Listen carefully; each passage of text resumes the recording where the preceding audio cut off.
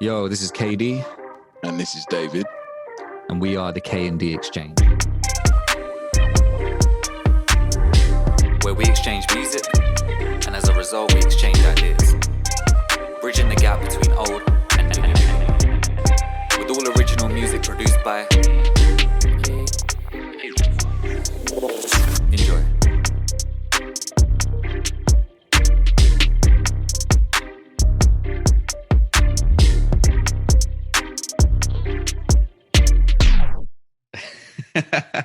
All right.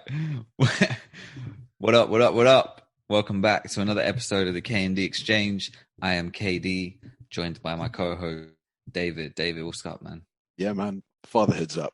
I don't know if you can. Yeah, I don't know if you can hear in the background, KD and dear listener, but I've got a very agitated youngster on my shoulder right now. Yeah, we've got another special guest. We got a special guest. You going to say hello to the people? No, father. Okay, no, he's not going to. Oh shit! Let's say that's when he decides not to make any noise. Yeah, exactly. Hello, you trying to talk? Anyway, right. Anyway, yeah. So every time we go silent, it doesn't say anything. He doesn't do anything. It was making noise all throughout before. It is what it is, man. He knows. Yeah. All right, cool. So, I'm going to say it again. Excuse the rustiness. We have been on a hiatus for a little bit of time. And yeah, we're trying to work around just timing and all that sort of stuff. I mean, we were going to do this at 8 p.m. tonight, and then I woke up and it was like, actually, let's do it back at 2 p.m. So it's like, okay, cool. You know, this is just how we've got to work now. It's fine, man. It's all good, man. It's I was happy to get the last episode out. But yeah, so I've actually, I've forgotten what else I say during these intros. So let's just jump in. We're on Exchange 29. Yeah. Sick. Yeah, man, you got to, outline the format to the people. You got to yeah, that's it. Okay, yeah. So what we did I even do that last time? No, you did not. Shit. But that's okay. We'll forgive the rustiness. But now you got no excuse. Oh, okay, fair enough. All right. So, for returning listeners, thank you very much for supporting us. For those who are new, basically what we do is we exchange albums to each other on alternate weeks. So 1 week I will give David an album to listen to, and then we'll discuss it. And then at the end of that discussion, he'll give me an album to listen to, and vice versa. And the idea is that we give the other person an album that they've never heard before. That way we come in from two different perspectives. Someone who is very familiar with the album that they've given, and then the other person comes in straight. No kind of man, I'm really rusty on this. I don't know why. But yeah, sorry. So someone comes in as a blank slate, someone comes in very familiar, and that's the kind of bridging the gap between the two things. And we have similar tastes to each other, but we have also different backgrounds, different upbringings, age groups, tastes and other things, etc. So so it's kind of an interesting kind of dissection there. But yeah, so let's get this going. What album did I give you to listen to, David? I thought I timed that quite nicely because the listeners won't be able to tell, but maybe I didn't actually time that as nicely as I thought. Yeah, you did. I did. Okay, cool. I thought you were going to leave. Honestly, this is why, you know what I mean. This is why we do it. But that was amazing. Yeah. Well done. Yeah, I can't believe I did that. So I'm going to break it down for the listeners because I was so proud of that. Please do. David was on mute that whole time because he was sorting out his baby, and his wife just came and took the baby just as I had finished my intro and asked David, okay, what album are we listening to? Or what album did I give him to listen to? Just at that point, he had handed the baby over and sat down and was ready to go. And I didn't know that was going to happen. And here we are. So let's, because there was a lot of stuff happening that I was trying to ignore. on the screen. You did well while I was talking. And like also like I'm wearing a black t-shirt right now, and it is covered in baby milk. Puke. Oh, okay. Great. Yeah. So, that's cool, man. Good AM by Mac Miller, and do you know what? I can't remember when it was released. I didn't actually September 18th, 2015. Right. I am late to the party. I'd never heard this album before. To be honest, the only time I ever heard of Mac Miller was when he died. Okay. That's a lie. That's a lie. The only time I took notice of Mac Miller was when he died. Like, I was just like, oh no, another one's gone. Yeah. This you album, were aware of him though, right? Before. Yeah. I'd heard the name. I was just like, oh, I can't be bothered with all these like new school rappers. I can't be bothered. Like, I took a. That's why we do this. Yeah, man. I took a look at sort of like, you know, I didn't sort of listen. I was just like, nah, I can't be bothered. If he's going to be like in the school of like, I don't know, Little Pump and all that, I've been burned too many times. Well, I'm like, oh, let me listen to this. Let me listen to that. Oh, you know what? I'll give, I don't know, Jaden Smith a chance. And I'm like, why did I do that? So I've been burned too many times, you know. Fair enough, man. Fair enough. But yeah, like this album is interesting.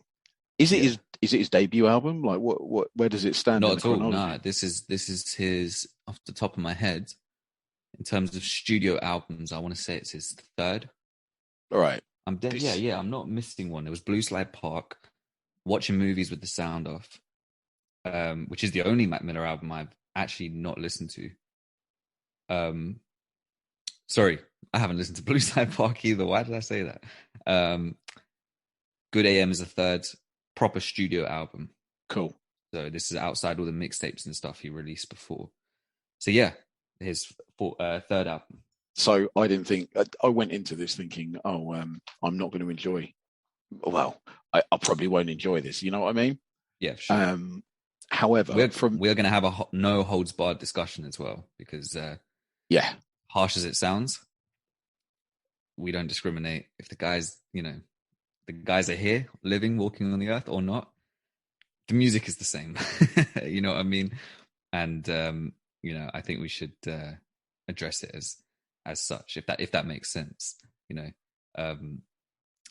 I always get worried that people talk about certain artists and say nothing bad about them because they feel bad that they're not around anymore. Do you get what I mean? But yeah. I wouldn't think that we're really going to do that. So no, everybody gets it. If you deserve it, to hear what you're going to say. Yeah, man. Yeah. If people deserve it, then we'll give it to them, regardless of whether they're here or not. In a respectful way, of course. In a respectful way, yeah. We're not going to crap on people, but well, I don't think we generally try to crap on people. I certainly, there are a couple of artists that I don't mind doing that to at all, and I'll happily do it all day. Like, yeah, we know that. We know. No problema. I got no problem, huh? But this album, oh my goodness. Okay, right, let's get into it.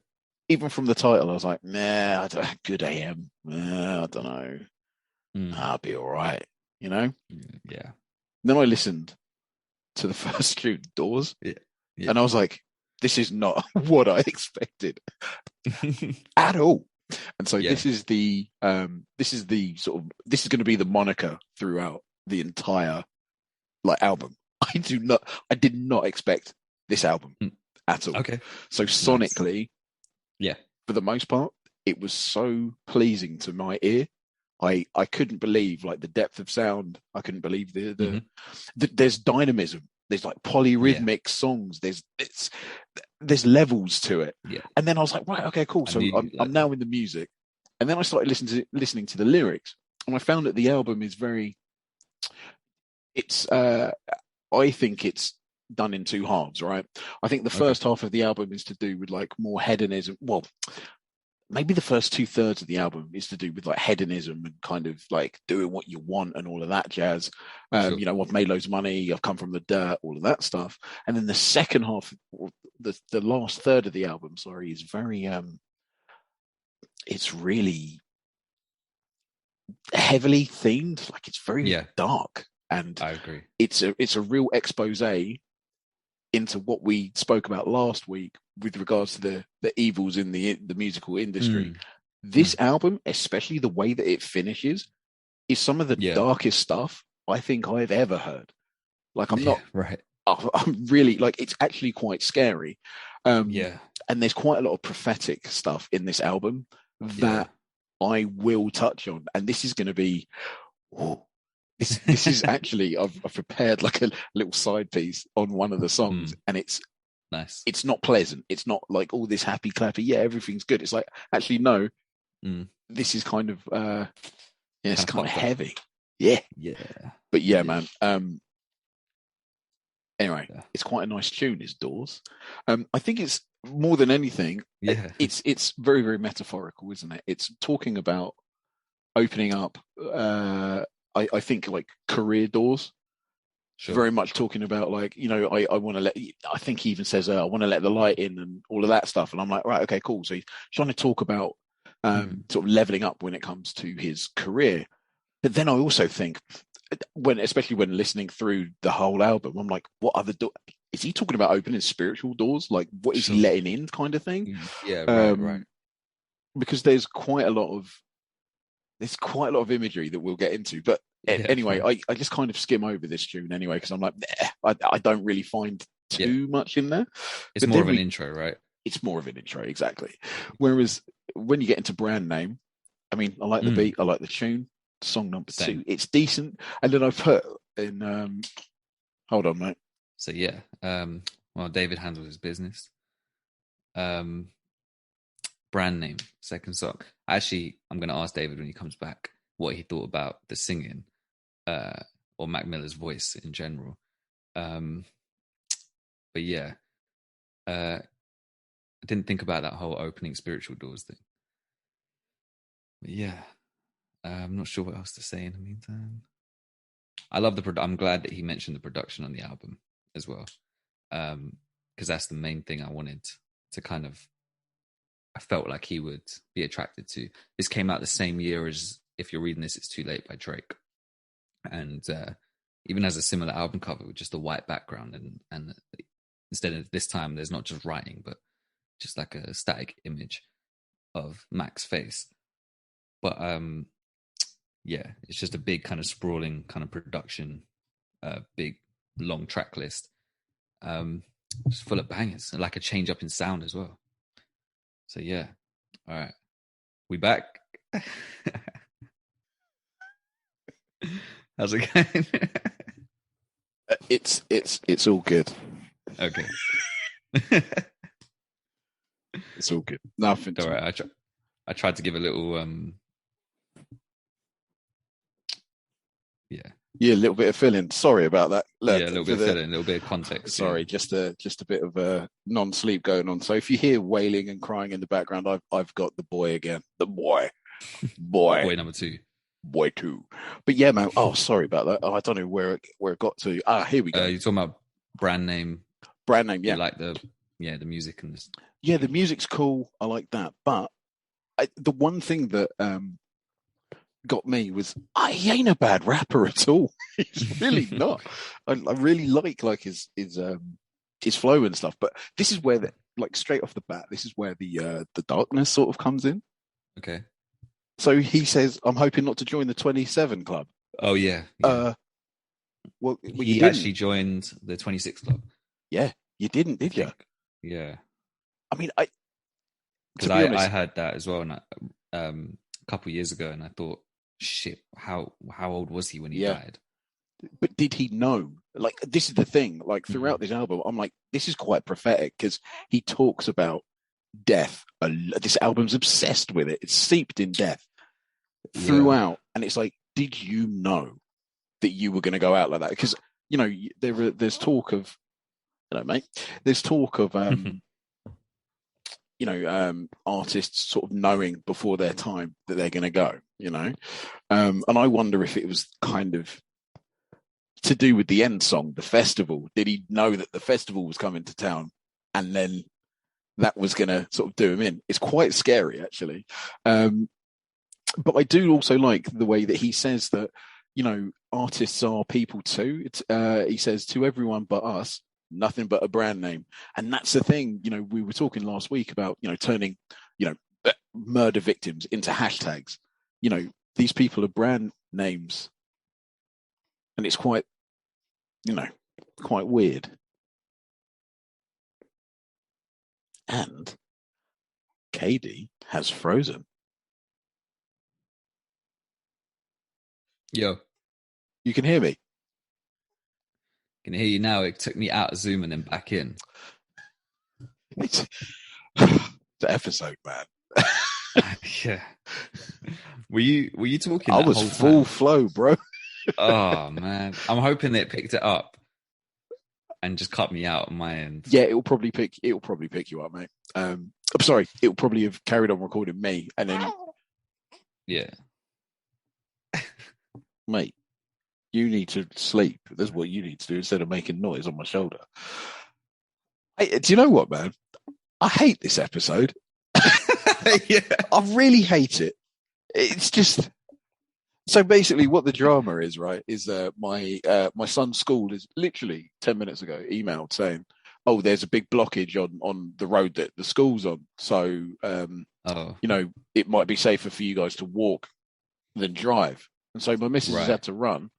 Then my mother-in-law is going to come up and listen to and take care of this guy. Yeah. Oh man. I mean, Drama Central, right here. should we tap out? I mean, I don't know, because this is going. I don't know. This is going to be kind of in the. It's going to be an I'm editing. in the flow. All right. Do you know what? No, we've never tapped out of an episode, even when we don't tap out. We don't tap out. You know what? Like this is a real peek behind the curtains for our listeners. Like basically the chaos that I'm living with. Even when I had to listen to that terrible Skin Dread album or whatever it was, and I bought the Bad Vibes, we didn't tap out. So, in all fairness, though, that episode was that album didn't age as much as I wanted it to at all. It was like, even on listening, I was like, it's not as good. It's not as good at all. Like, there are some albums that age, you know, like that have been made in, like, I don't know, 2000. Linkin Park's Meteora came out in 2004. Yeah. It sounds awesome, you know? Right? Yeah. Some albums do that. Yeah, exactly. Whereas Skin Dread sounds. Anyway, so what I was saying about brand name, is I did like the fact that Mac Miller turns around and says, you know, to everyone but us, we're nothing but a brand name, and it's almost like what we were saying last week with regards to you know, murder victims being turned into hashtags. It's very much the dehumanization of individuals, and you know. Mac Miller's released an album where I don't really feel like I knew him more than I did going in. Like, if you know what I mean, like, yeah. In some respects, anyway, it's not like an ad two where he lets you into literally every corner of his being, you know. But he does that on some later albums. Sure. More, yeah, like Swimming in Circles. The thing is, I think that I'm going to, I'm definitely going to check out the later albums. Because I think that he's worth investigating. I think he's a pretty decent artist, actually. But I do really like the end part of this song. It sounds really deep. Like, it sounds deep. There's a depth of you know, clarity in the music. The twinkling the piano keys is really nice. The bass, the sax is on point, and I've got keys in exclamation marks. And I said it's lovely, a lovely end to the song, you know, and 100%. It's really cool. I think it's a really cool tune. Number 3 is called Rush Hours. You know that Mac Miller's a producer as well, right? Yeah, you said that he did. He's got a alter ego that does jazz. Oh, he did the stuff. Larry Fisherman stuff. Yeah, back in the day, I remember that. Yeah, ridiculous. Good man. It's got the 80s effects in it, and like normally 80s effects pisses me off, right? But it's like driving music late at night. It's really good. I said the same thing. I said the exact same thing. I said like summer evening, kind of very late in the evening, sunshine, maybe a little bit of kind of orange glow type drives. Yeah. And actually, even late at night, even later at night, you could just play this driving. It's driving music. 100%. It's really good. And at this point in the album, I'm not really paying attention to the lyrics because they're kind of, for me anyway, there's kind of like one note, you know, came from nothing, made something, made millions, made 75 grand in my first year. Like, you know what I mean? Stuff like that. I don't think Mac Miller's a very lyrical guy in general. Like, there's only certain songs when he's on with certain artists, like when he's on Prime, with Yeah.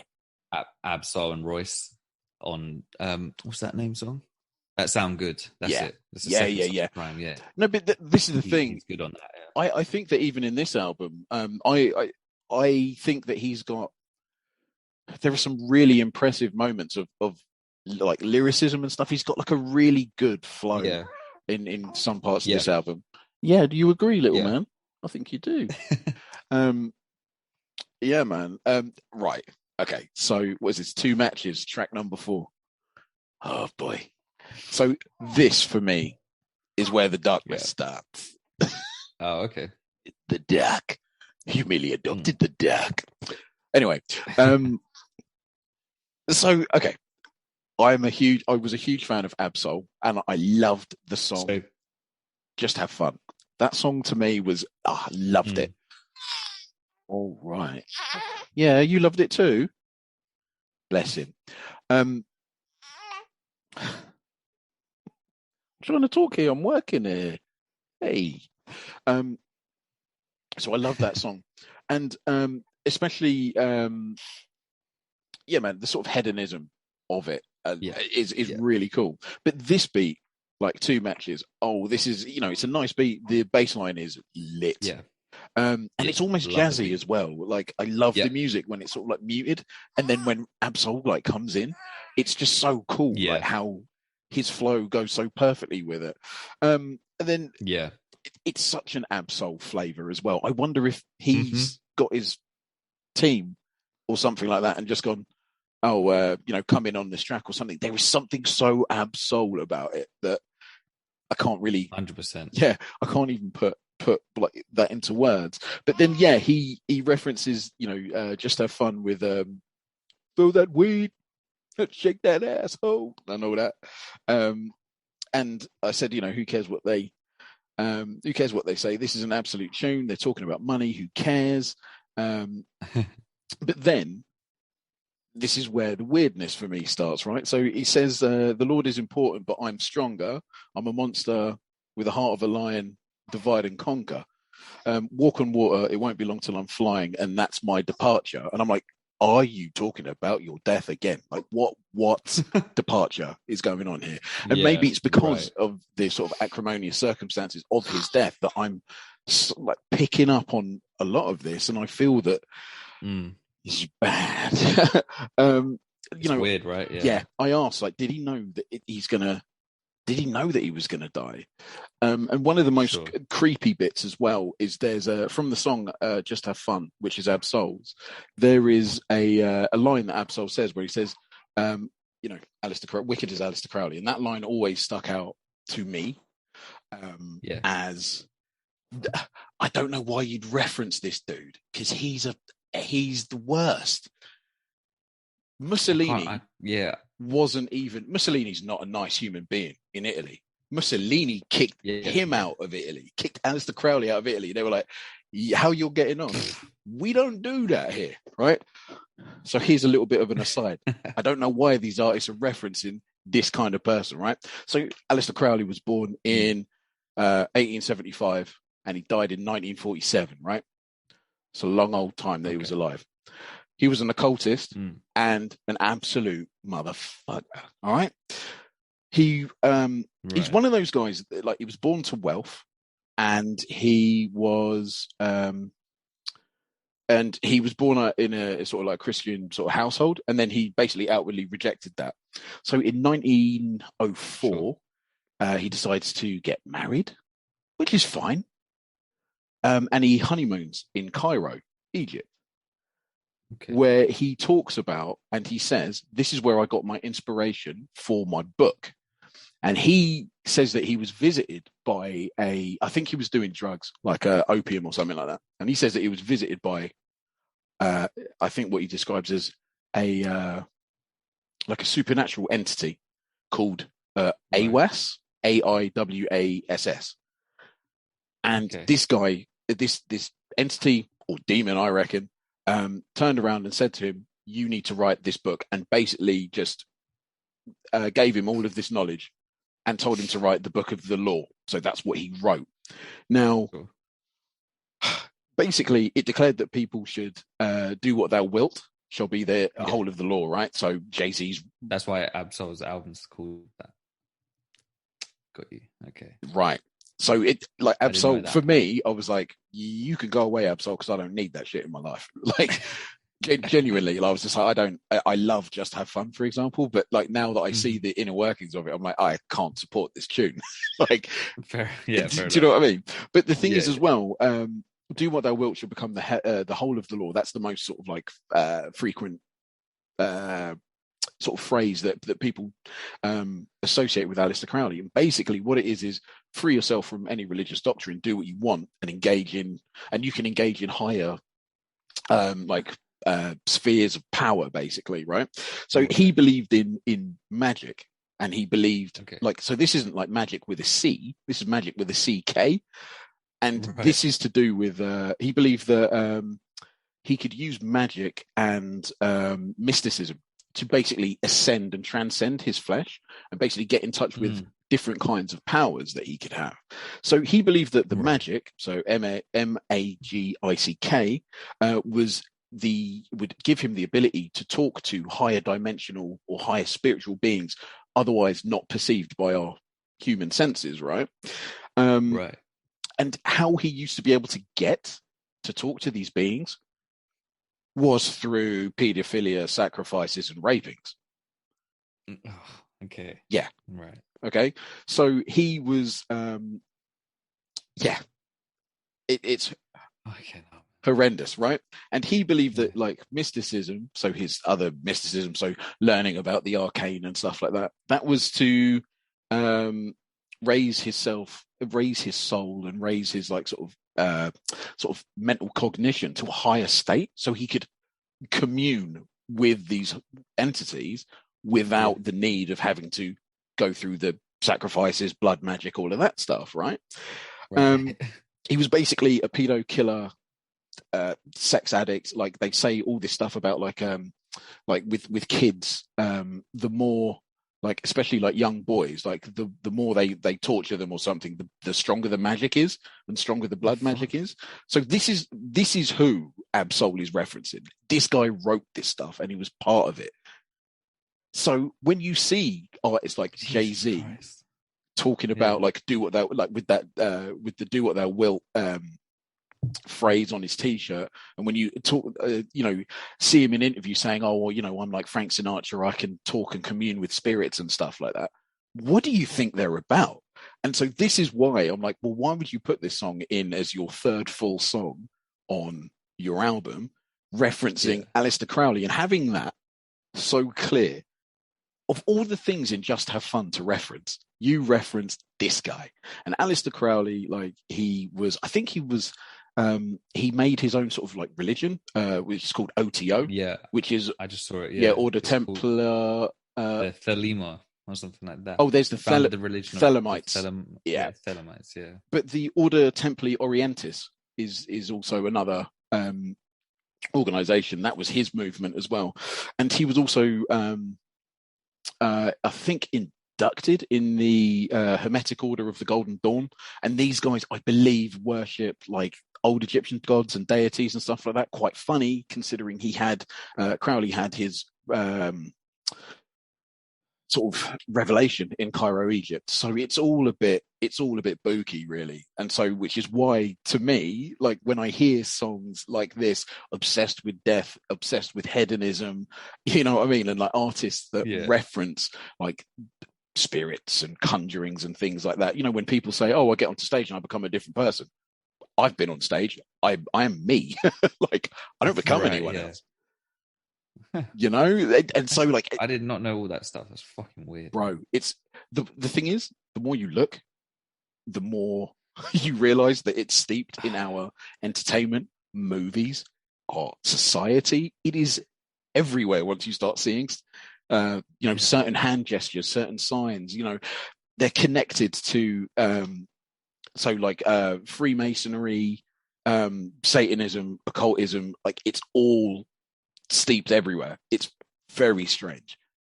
And once you start seeing it one place, you'll be like, oh my gosh, and there, and him, and he's done it, and she's done it, and she's my favorite actress, she's my favorite singer. Like, what's going on? And then you start seeing it, all these little like references and things like that. So I've been sensitive to this stuff for quite a long time. And like, I know that it's a very, very, what's the word? Heavy subject to talk about on a podcast. But this is when I say about the esoteric and when I say about the things that are scary. This is the kind of stuff that is being referenced by your favorite artist a lot. And it's not even in the music. You look at some of the music videos and stuff.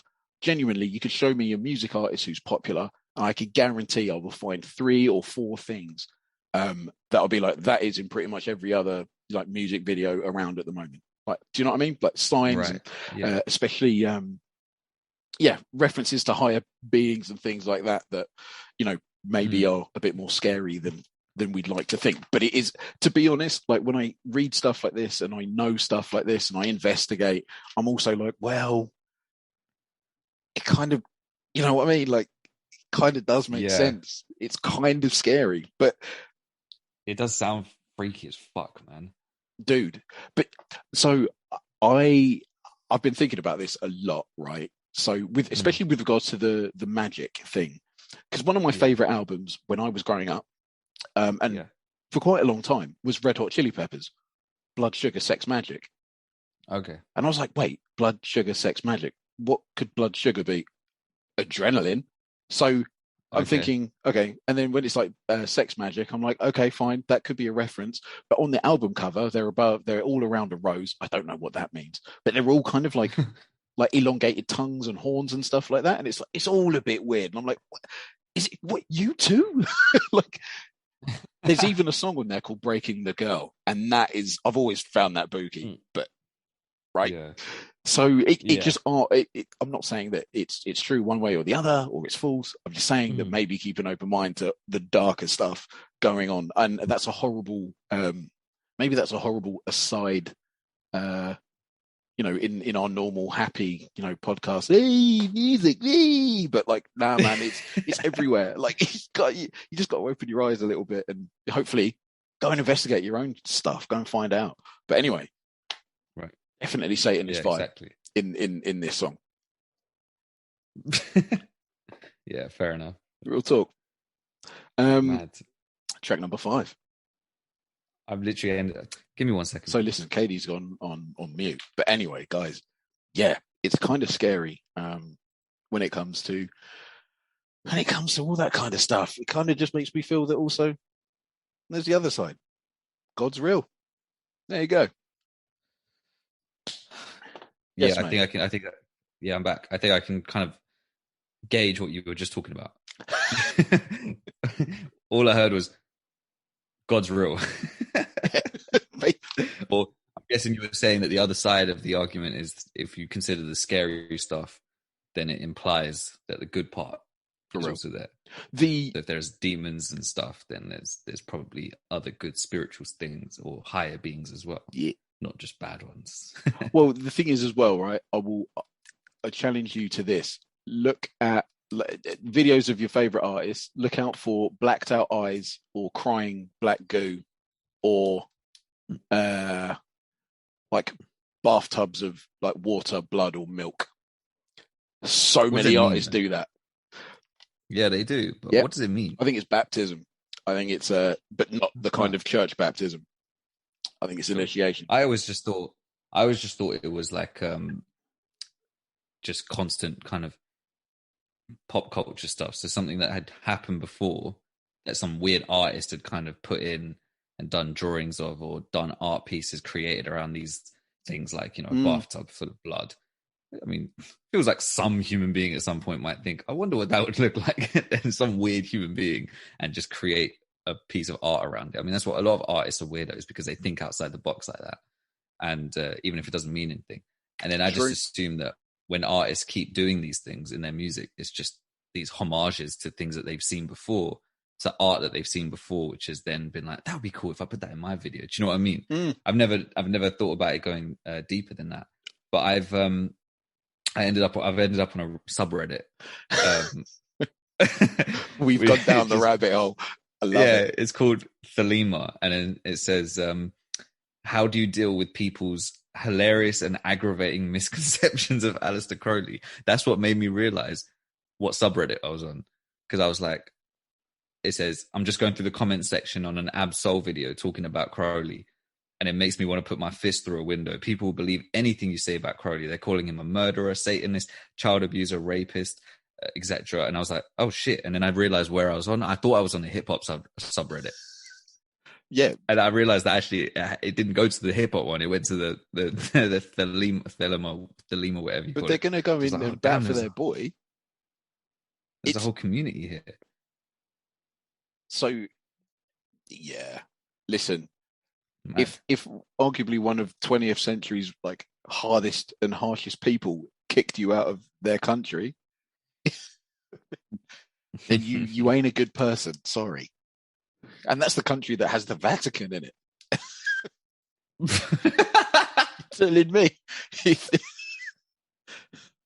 Nah. Oh man. Oh mate, yeah, but there's a lot like it's not misconceptions. It's true because you can see like a lot of the work like being permeated through like the musical industry, mate. It's there. This is what I think Murs and Add2 and loads of the other good guys, like even Clear Soul Forces reference it. Like they know something's up. Right.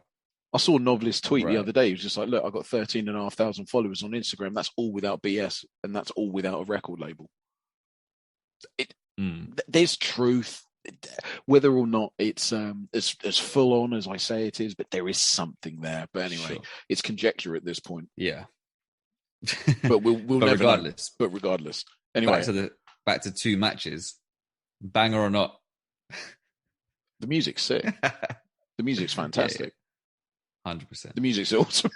Like this is the thing about this album. The music's on point. Like it was the thing that drew me in straight away. I was just like, Mac Miller's saying stuff, but he ain't saying much. Like he can say so much, but say nothing. Yeah. Whereas the music and the feel and everything like that, it's just on point. Like we're gonna get to it. Like the song that I must have backed that up about 5 or 6 times because I was like, this is awesome. I can hear it in my head now. I love it. But anyway, is it a song later on? It's a song later on. Oh, okay. I was going to say to your point. Oh yeah. Sorry, with Mac Miller, him saying stuff but not saying much or whatever it was. I can't remember exactly how you put it, but like, that's one thing I would say. I'm glad that there's more to his artistry than just rapping because, like, I personally don't think he's the strongest rapper out there. I think he's a good rapper. And unfortunately, I think like if I saw him out and about and he started rapping to me or like in a group, unfortunately, I might start thinking, okay, this white guy is pretty good at rapping, right? I might still have that little bias there where I'm like, okay, I wasn't expecting him to be any good, so therefore I'm pleasantly surprised. Do you get what I mean? Fair enough. There's like a little level of okay, he's better than I expected. Yeah, kind of like that. Yeah. But that's not to take away from him. I still think he's a good rapper. Yeah, definitely. I just don't think he's the strongest of the crop. But his musicality and his art, his general kind of ear for it, and his ear for music and his artistry in general, I think is what really, really lends him that kind of that strong fan base and stuff. And I mean, you should see the music he was starting to create as time went on. Yeah, you could see that he was still fully developing and becoming something else, and he had a pure love for it, and that authenticity comes through in his music. He didn't, there was a whole era of college rap, like college hip hop, and the reason it died out was because it was a bunch of white guys who just made music about being at college and white boy stuff, and it literally there was no care. Hey man, I made it on a lacrosse team. literally, and like I'll send you a YouTube video about it, right? Because there's this guy who breaks it down so much better, but like they didn't have any care for the actual genre itself. Yeah, like they were literally culture vultures. Yeah, whereas Mac Miller, he was part of that group during that era. Like he was just another guy making college rap. Yeah, but he was able to maintain his fan base and his longevity because he had a genuine love and passion for the art form. And as he got older, he actually sat down with Vince Staples, I remember, in an interview and said that, yeah, when he thinks back to some of the music he made earlier in his career, he kind of feels a bit weird about it because he was like, I wasn't really showing my love for the actual genre itself, but I was using it and I was getting really popular because a bunch of other white people fucking loved my music because I looked like them but they weren't rating other rappers, for similar reasons or whatever. So then he became all about really showing the authenticity behind it, putting on and showcasing. I hate saying actual hip hop. No, actual hip hop artists. Yeah, for real. Because these college rap guys were not. Asher Roth is another example of someone who genuinely cared about the art form as well. Yeah, because later on his music, you could hear it, right? Once that college rap era finished, these guys were still able to make great music because they weren't confined to just that type of music. Because the other guys, once that went out of style, then they went out of style. Do you know what I mean? They had no real care for hip hop. It's not like they could suddenly go into making actual hip hop like music or anything like that because they wouldn't know where to start. They were just jumping on a wave.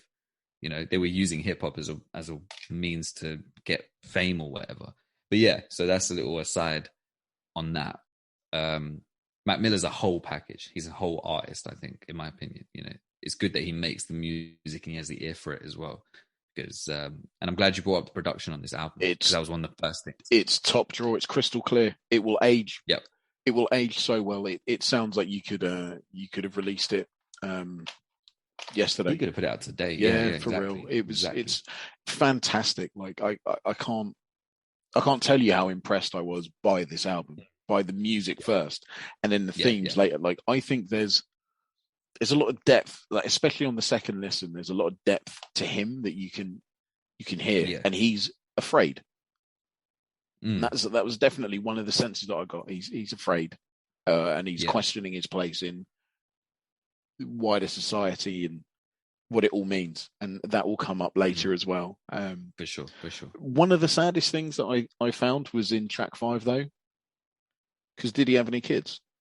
No. 100 grandkids. I felt really sad at that point. I didn't think about that. Yeah. I felt really sad because I was like, oh no, he never gave his mum grandkids, did he? Yeah, I was thinking that when I listened back to it in preparation for this, and he said, promised my mum I'd give her a couple grandkids. Yeah.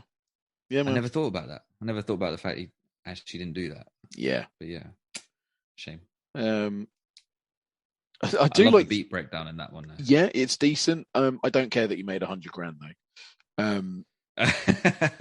Yeah, good for you. Like, but this is the thing. Like, not to sound dread or anything like that, but like, what good is that 100 grand now? Like there are so many more important things, in life than just cash, and this is what Ad 2 did so well, and this is what Murs spoke about as well. There's more to where there's more. There are more ways than financial wealth to be wealthy. Oh yeah, 100%. And that's why this song, like, really, it just sort of made me feel really sad. I was like, oh, mate, yeah, you poor guy. I mean, there's some couple of little bits that I liked in this song. Like, I put the hoe in honest. I like that. I like some of the lyrics. Like, I do like that. Yeah. I think this was a single. Oh, fair enough. Because I remember hearing it before the album came out and being like, whatever. Yeah, it's kind of. It's just whatever. Did you pick up on any sort of Eminem vibes here? Like, I found that it was kind of light in tone. Yeah, it does have that. And even when he's like doing the Bad Boys reference, singing, it made me, actually, I could imagine the Eminem influence there. But I also think the single version didn't have the beat switch at the end. That's what pulled me in when I heard the album version. And I was like, oh shit, that's sick. I wish the song was just this, or less of the first part. Yeah, correct. Just went to the beat breakdown. I preferred the ending of this song so much better. But it's to the original. It lends sort of credence to just how progressive I think he was as an artist. Like, it's 100%. it just, this album just threw in so many curveballs that I was like, mate, I don't understand. I don't know where to stand with this guy, you know. You know, and Yeah. it was quite nice that you know, I went in thinking one thing and I was just completely like derailed just Yeah, for immediately. sure. And I'm like, how many artists can do that and subvert Yeah. even my sort of, you know, cast iron expectations? Like, I was amazed by it. But you know, this for me, this was kind of a low point. I think in terms of the song quality, as well as, when I say song quality, I mean like the sort of just it didn't move me really. However, I know what you mean. Yeah. The The point, essence of the song, basically. yeah. However, the point that he didn't make, you know, he didn't have any kids, just makes me very, very sad, like, to listen to it. Yeah. But yeah, moving on slightly. At number 6, Time Flies, featuring Little B. I mean, I like the beat. The music is top. I like how he's like referencing. Yeah, man. I like how he's referencing, you know, I'm poor, I was poor, and now I'm rich. I kind of like that. But here's another sort of dark thing. Like, so when I die, these bitches can fuck my hologram. Why don't Why don't you rest? Because like, let's be real. Like, where we're going, like, in society, and especially like with artists, like bringing, I don't know, Michael Jackson or Tupac on stage and stuff. I'm like, let these guys rest. Like, they wouldn't agree to this. I really don't like the idea of it. I think it's. I mean, yeah. I don't even like the whole posthumous thing much anymore. No, like, neither do I. Find it really shaky after with Tupac, with Pop Smoke. Pop Smoke's the one dropped. They dropped another album of his this year, which is posthumous, and then they did a deluxe like a week later with even more songs on there. And some of the songs don't even like some of. I didn't think any of it sounded all that great, and even some of the features didn't really come through like properly. I'm thinking, what the fuck? And it's like they just went and raided his hard drive and just rinsed out as many songs as they could. And I've seen some reviews where they're saying that some of the vocals didn't even sound like lined up or on beat with some of the music. And it's just, oh man, it's just, I hate the idea of it.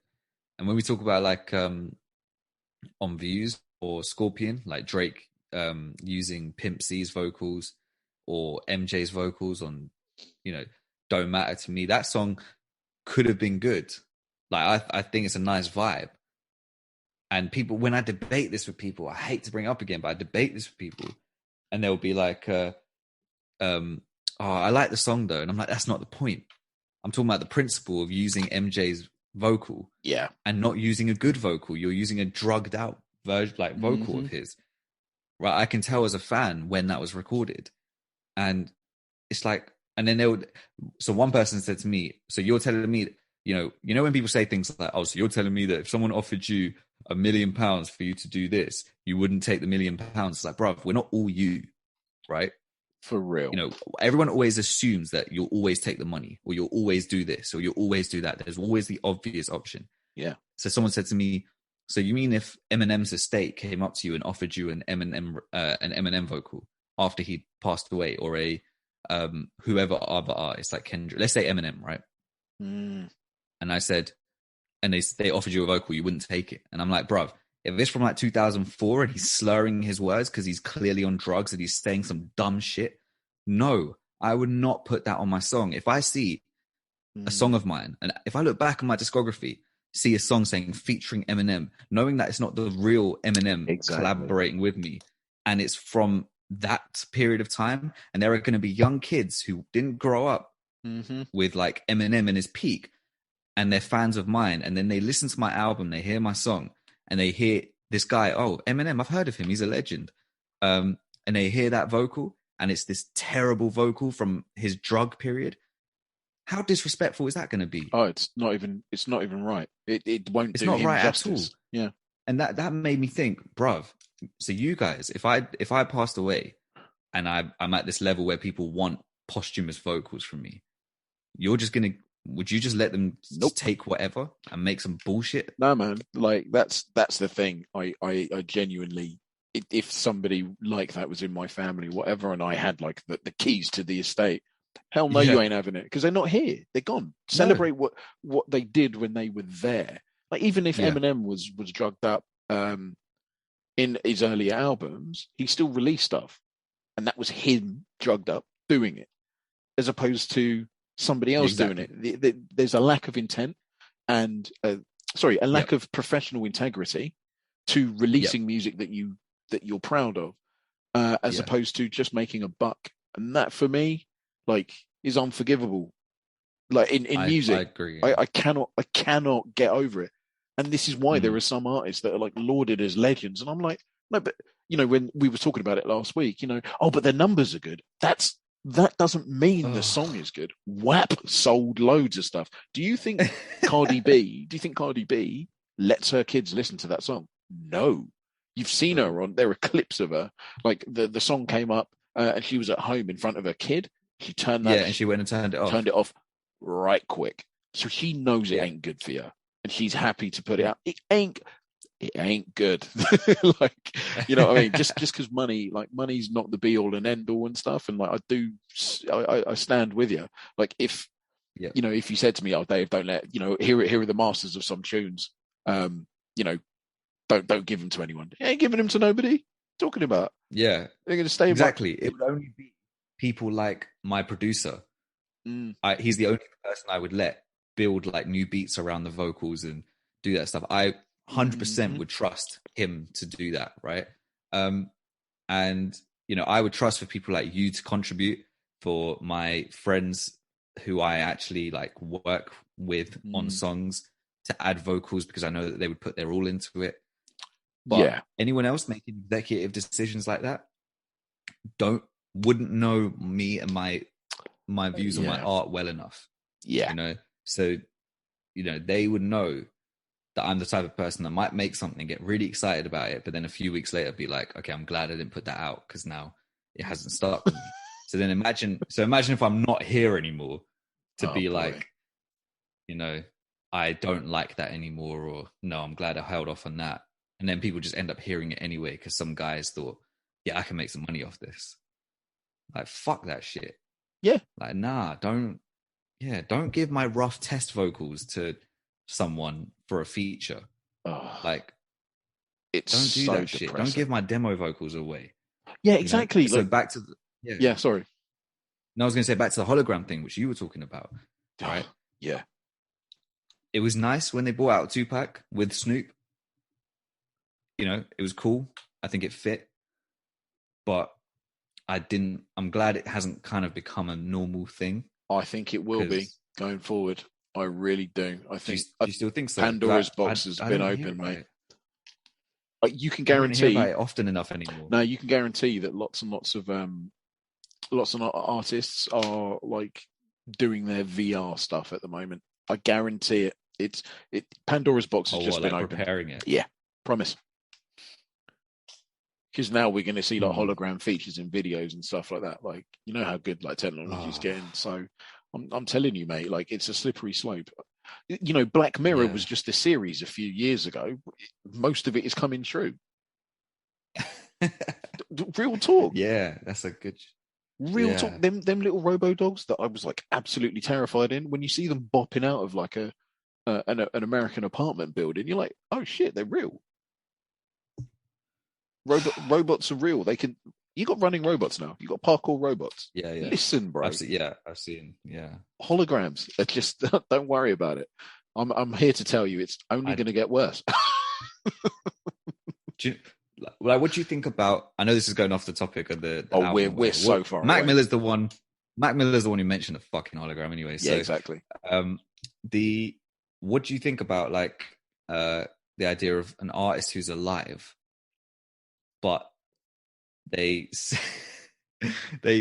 send out holograms for live like shows and events and stuff? It's kind of happening, like not sort of with holograms, but it's kind of, you're seeing more and more sort of like featurettes being released on like Disney Plus and stuff like that, right? Of artists like streaming their concerts, basically. So I think we're already. Okay. I think we're going to get there where you're going to like Kanye sold out. What is going on? Can you hear that? No. Oh, good. So Kanye sold out how many arenas just for a listening party? He didn't even perform anything. So I think it will be possible where an artist can be in their living room and it's being beamed to stadiums across the world. Definitely, we're getting there. I mean, look. Oh, so you mean like they actually perform in their living room, but what's happening in their living room gets projected out? Yeah, I reckon they could do that, or they could do a pre-recorded show, like no one would know, and jobs are good. So there's some problems with that, right? Oh yeah. If they do a pre-recorded show, then there's not going to be any crowd participation, or at least less, or kind of audience interaction. But how would you know? Well, the audience would know. So the artists would just keep going with their set, I guess. Not particularly. You could build it in. So you can. So you could build it in, them saying, "Yo, are you guys having fun tonight?" Yeah, you can stage manage that shit. Easy peasy psychology, mate. You do. I'm sure. Okay, actually, you could do that. But I wonder if people, maybe for the bigger artists, it's much easier to just do that because you're going to get crowd responses regardless. Correct. Right? I guess for smaller artists, they won't bother. The technology is available, they probably just run through the set because what if everyone just decides to just leave. Everyone's not really listening. Yeah, or they don't say anything, and then the artist is like, "Yeah, I hear you." It'll only be reserved for the very, very, fair enough. For the very, very best, or the ones at the top of the game. So Jay-Z, Beyonce, you know what I mean? Like Nicki Minaj, the royalty, Eminem, all of them. Yeah? Fucking Lady Gaga. I hate the idea of it. Why would I go and see you live to see your fucking hologram? Listen, man, mark this episode in your diary, people. Like, genuinely. We're making the prediction. Can do something. Doesn't mean you should. It doesn't mean you should. Just because you can do this technology doesn't mean you should be fucking using it. Like, there's so many possibilities of things you can do. Yeah, why don't you try and cure cancer? Oh, because, there's not enough money to be made if you do that. Right. But like, so what was and then what was the other thing? Pre-recording it or doing it live from another building location, completely. Yeah, another location. Now I can see the benefits of doing that, so that you could kind of stream your hologram to various venues or locations at the same time. Yeah. So that means more money for you, and you can perform in like 4 places at the exact same time. Correct. Right. And more people can technically go and see your live experience. Yeah. Without having to travel to just one location or have one location sold out. I see the benefit in that. Nah, it's going to take the soul out of it. It's going to take the soul out of it. And that's what's the important thing. You might be able to get a ticket to the show, but at what cost? You don't actually get to see or feel the artist. You're just seeing a representation of them. You might as well watch them through a screen because they're not there. Yeah. And if you're going to go somewhere to watch them through a screen, you might as well watch it at home. Or on your phone. Yeah, or on your phone. Yes, you're around people and stuff, but what? So everyone's there just to be together, just so they can watch something on a screen.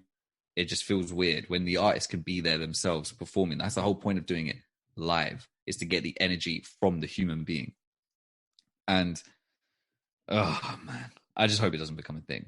And I hope that the deceased artists doing hologram shows, because I mean, I've seen MJ's one. It doesn't even look like him. It looks like a representation of him. Okay, it looks like an impersonator. It does. You know what I mean? Yeah, with his face. Someone who's dressing like him. Do you know what it looks like? Say, oh, that's him. It looks like the early Iron Man film, the 2008 one. It like the technology was there, good at the time, but now you look back, you're like, he kind of looks a bit booky. Yeah, it looks a bit weird. Yeah, I just don't like the idea of it, and he's not moving like the same way he really would. No, it's too fluid, wasn't it? In real life, it was too. Yeah, it's just strange. It was inorganic. Inorganic. That's it. Yeah, and he would have been so much more involved in the stage production and what he's wearing, the choreography, and all that sort of stuff. That to put something out there in his image that's not him, because he's not here to actually have a say in it. It's just free. And when people talk about, they might like, I've seen it in TV shows where they joke about, oh, don't worry, we have the technology, like something the Simpsons would do or something, where they'd say, oh, don't worry, we have the technology to put dead celebrities into our adverts and endorse this and endorse that. That's fucked up as well. Oh, you goodness. know, It doesn't even I bear don't thinking about. I don't want to see that shit because no one's safe. No, right? that's it. But the thing is, it doesn't make anything. It doesn't. I don't know. It doesn't make things special. So, for Yeah, example, exactly. like my dad went to see Michael Jackson in Wembley in 1988. My mum went to see the History Tour, I believe, in '96. You know, those are experiences that they had, and they will never. Nobody will ever take that away. And it was him. It was genuinely him. And that's the thing. When you see somebody live, like I've played music live, and it's the best thing when you can actually like touch people that are just in front of you. You can give them high fives and stuff. There's 100%. just something tangible, and it's also about the impermanence of the occasion. Like this artist is here, right here in the same room as me. I get to see them, and this is special. You know, 100%. Whereas if you've got agree. the hologram thing, it's not special, is it? It's not. No, it's not an event. It's just. I turn my phone on. It's it's sort of removing the impermanence, and the thing that makes life amazing is just how temporary it is. And so when you have like an amazing experience, you can take that with you for the rest of your days. You can live in that experience. For sure. And it's just making special experiences disposable. And it's just, the more I think about it, the more I'm like it's bumming me out, actually. Yeah. I know what you mean. I know exactly what you mean. I can't remember what I was going to say. For that last point you said, there's something special about the experience. Oh, I was going to say that I think that's why the Tupac hologram was kind of special. It was kind of iconic because if you just let it have happened that one time, cool. But then it's like, Raj, you remember they did that, and it was Snoop who kind of coordinated it, and he was tight with Tupac and all that sort of stuff. At least it's someone he knows, and he's not on stage performing with, nothing against, let's say, Lil Baby, right? I actually like him, but if Tupac was suddenly on stage with Lil Baby, I mean, you have no idea how this guy would have felt about this other person. It's like, you have no idea. DMX on stage with Taylor Swift. Like it's like you'd have no idea if they would have vibed together, right? Yeah. So now you're doing it. Now you're doing that on their behalf, and it's just weird. Could you imagine, like Michael Jackson, like a few years ago, before he died, and Drake was, magically as big as he is now. Could you imagine? Oh, hey, Michael, do you want to work with Drake? I ain't going to work with that punk ass motherfucker. Shit, I'm going to give him some cracked out motherfucking song. Yeah. Oh, man, if Michael was still alive when Drake is in his peak now, I always wonder this. I always wonder what would Michael think of some of the artists that are about now, because there's a whole wave of music he's missed out on. I think from 2010 onwards. I like The Weeknd. What would he have thought about The Weeknd? Just had a phrase. Shit, that pussy ass is trying to be just like me. Like Michael Jackson, like from the street. Just like me. Yeah, he's trying to copy me, this bitch ass. I mean, remember that interview I showed you where that guy was like, MJ was acting so kind of just polite, normal when they were having the meeting with the Brazilian security, when they did the "They Don't Care About Us" video. Yeah. And then when they left, and his friend was so shook, he left, and Michael turned around and was like, "Damn, I thought those motherfuckers would never leave." He was like, "What? That just came out of Michael Jackson's mouth." Yeah. Damn, I thought those motherfuckers would never leave. And he's like, "Yeah, I forgot. This guy's from Gary, Indiana." Exactly. Do you not think it's kids in the house? Like, no, 8 of them. Sorry, in the house. You think this guy just forgot that? Nah, he's not. Like, it's ingrained in who you are. Like, do you know what I mean? It's kind of weird. It's all about wearing masks, isn't it? Yeah, exactly. You sort of, you have your family mask on, your friend's mask on, you got your work mask on. Yeah. Oh, hello there, sir. Yes, it's very, very nice to be Yeah. serving you today. I absolutely love my job. I thoroughly do, especially when you work in Babylon. But yes, I absolutely love being here. Well, that's the thing, right? Michael would have had to code switch just as much as anyone else. Anyone, I mean, exactly. Yeah, he became one of the most famous like black men on the planet. My guy's having to code switch, bro. Like, you really think like someone even said it, like, you really think Paul McCartney would have been working with MJ if he hadn't put on the soft voice and the and looked the way he did or whatever? Well, he worked with Lil Wayne or whatever. Yeah. And such is the impermanence of fame that people in the comments are like, "Who's that? Who's Paul McCartney?" This is the thing which is really funny, right? Like, so the artists are trying to make it, they're making it successful and they're relevant right now. However, if you live long enough, you will be forgotten. Why do you think Clint Eastwood is still trying to make movies at 91? Mate, you're washed. Okay, stop. Like, you're 91. Like, chill out. People forgetting who he is, like, at this age. Oh, he made a few westerns back in the 60s and 70s. People don't care. You know what I mean? And this is what makes the pursuit of fame and all of that just all the more laughable, because you're like, fame should be a byproduct of being successful at something, not the ultimate goal. Not the ultimate goal. Yeah. It's you're right. It's the byproduct. If you become famous, it's because of what you did, as opposed to chasing just pure fame. But MJ's case is weird because, I mean, you have kids that are like 3 or 4 years old now who are obsessed with him. I don't think I've ever heard anyone say, any age, I don't know who Michael Jackson is. Mm-hmm. You watch those videos of people from like rural India and Africa, and they're like, yeah, of course I know who he is. You know what I mean? And they're like mesmerized when you show them a video of him. They might not have seen his videos, but they know who he is. And it's crazy. But coming back all the way off that hologram tangent, actually, there's something I actually wanted to ask you, and I'll probably forget, because you mentioned Kanye doing the stadium listening party stuff. I heard someone mention that's very what would you call it? Typical of something Kanye would do, but not in a what do you call it? Not in a kind of, what's the word? Grandiose. When someone's trying to, not in a trolling kind of way. Okay. It's not like Kanye just trolling, but in a more, Kanye's always into this high art and fashion thing. He's always this talking about music and elevating hip hop into this higher sphere of art, not just as disposable music or disposable commodity. And someone said, well, it makes sense that then Kanye would do this thing where he fills out a stadium or arena with people just to listen to his album, treat it like it's a museum. Do you know what I mean?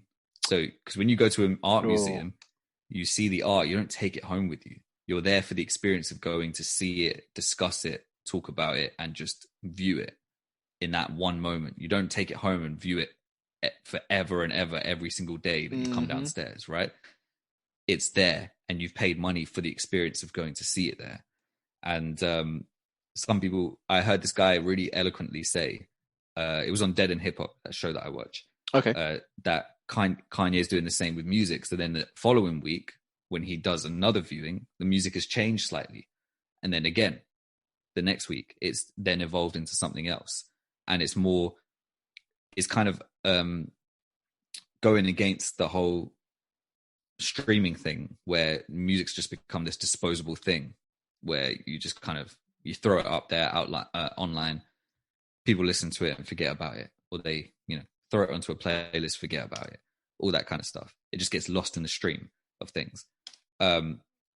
Whereas, it could be a cool thing that happens within music, within hip hop, maybe with more independent artists, as opposed to someone like Kanye, but more independent artists kind of showcasing. So like the example he gave was, imagine someone who's part of MF Doom's team, doing a kind of one-time listening experience for some unreleased MF Doom material.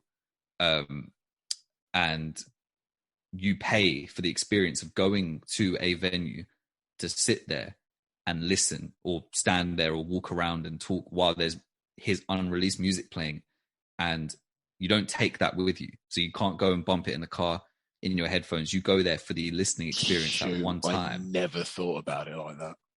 Yeah. So it adds value now to the art. You've gone and paid for the experience of going there and hearing it and listening to it. So those people who went to the Kanye concerts, it's an experience. They're not going to see, they're not going to see him perform. He's just the artist who's walking around, the same artist who would walk around an art museum with their works there. And if you want to talk to them about it, you talk to them about it. Kanye's just doing it in a different way. He's just walking around the stadium while everyone's listening or viewing or absorbing his art that he just made a few days before. Yeah. Right. And he's just playing it for them. That was the way that they explained it. So imagine more independent artists doing it in a bit more of a structured way, where they might be walking around and you've paid for the ability to be in the same room as them and around a bunch of other people. And you can say to people, yeah, I heard this guy's album, but I heard all 30 songs. The album that came out was 12, right? And they were finished. But I went to the listening experience where they just played all the music that was made for the sessions. So I heard it I heard all the ideas. I heard everything that led up to it. I kind of heard the B-sides and all that sort of stuff, you know? That's what I paid for. I paid for the experience to go there, discuss it with people that were there. The artist, if it's more independent, I actually met the artist and we talked about some of the songs. You know, there was an intermission, they played the next 10 songs. And there was an intermission, they played the next 10 songs. Something like that. It would add a bit more value back to the music, right? I think it's a pretty cool idea. I think that's a really good idea. Yeah. That is. I was going to say, what do you think about it? Yeah, I never thought about it like that. I think that's pretty cool. However, it sort of loses value when you release the album like 2 days later. But Because I think even Kanye. Ye, that's Kanye, and he claims that his label put it out without his permission. I think that's as the cool kids say, cap. Yeah, well, there's a text message that got leaked of him saying to someone, Universal just released my album and I didn't give them the go ahead, and one of the songs was grayed out because they didn't even clear it or something with the other artist manager and all this bullshit. Yeah, so that was a mess in itself. But yeah, I thought that's quite a cool idea to add value back to music, you know, in general. But yeah, we are only on track 5 still. I kind of forgot what we were talking about. Oh, bro, don't worry. Yeah. Yeah. So, I thought we were going to talk about Lil B. But that would have been a whole other tangent. That would have been, yeah. I don't really know Lil B. He was like a meme for a long time. Ugh. Like, people are obsessed with him. I'm telling you, but I cannot tell if they're genuinely into him or if it's just they're following the meme, if that makes sense. So when they say he's the greatest hip hop artist of all time, I can't tell. It's got to be. I've had someone look me in the eye and tell me that.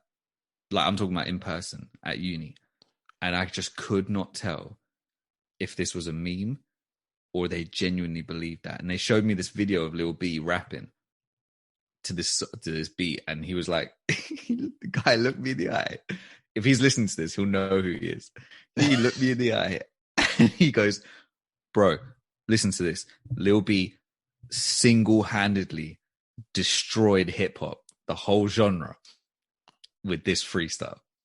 Look me in the eye with all seriousness. Like, bro, he single-handedly destroyed the whole genre of hip-hop and it's just been rebuilding itself ever since. I was like, I don't know how to respond to this. Let's leave that there then, because I was not impressed. I was like, bring Mac back. Did he even rap on this song? No, not really. Like, he said some stuff at the end. Was he the one talking? Yeah, he said some stuff at the end, like, we are time and we are in control. All that sort of shit. And it's like, you're not time, though. Because okay. You're a carbon-based life form. Like, do you revolve around the sun? Well, you're on an object that revolves around the sun, but the object spins loads of times. You know what I mean? It spins 365 times, sometimes 366 times. You know, you don't control that. You are not time. Right. Wait, is your name Kronos? Are you the god of time? Like, what? What is going on here? Is there something I'm missing? What is this like? And this is another thing. Like, what is this whole thing of we are in control, we are time? Like, you ain't. This is like godhood. You know, this is where I have my. This is where I get on my soapbox about, like, you know, when people say, "Oh, I'm the god of this shit" and stuff. You're not the god of anything, Right? Because you'll die. Right. Like, you can't call yourself, like, even in the realms of like hip hop, you'll be forgotten within a generation. It's happening to Paul McCartney. You'll be forgotten. I'm sorry, like, even MJ, like, as great as he was, as huge as he was, do you reckon in 30 years' time people are going to be looking at him in the same reverence that they were back in 2009 when he just passed away? I don't think so. They will Looking at what? You cut out a little bit. Sorry, I was asking, do you think that people will look at Michael Jackson with the same reverence in 30 years that they did in 2009, around the time that he died? Absolutely not, because he doesn't have the same cultural impact. You know what I mean? So, you know, Do you think? Dude, it's happening. It's happened to Paul McCartney. See Exhibit A. He was one of the biggest people on planet Earth at one point. People forgetting who he is.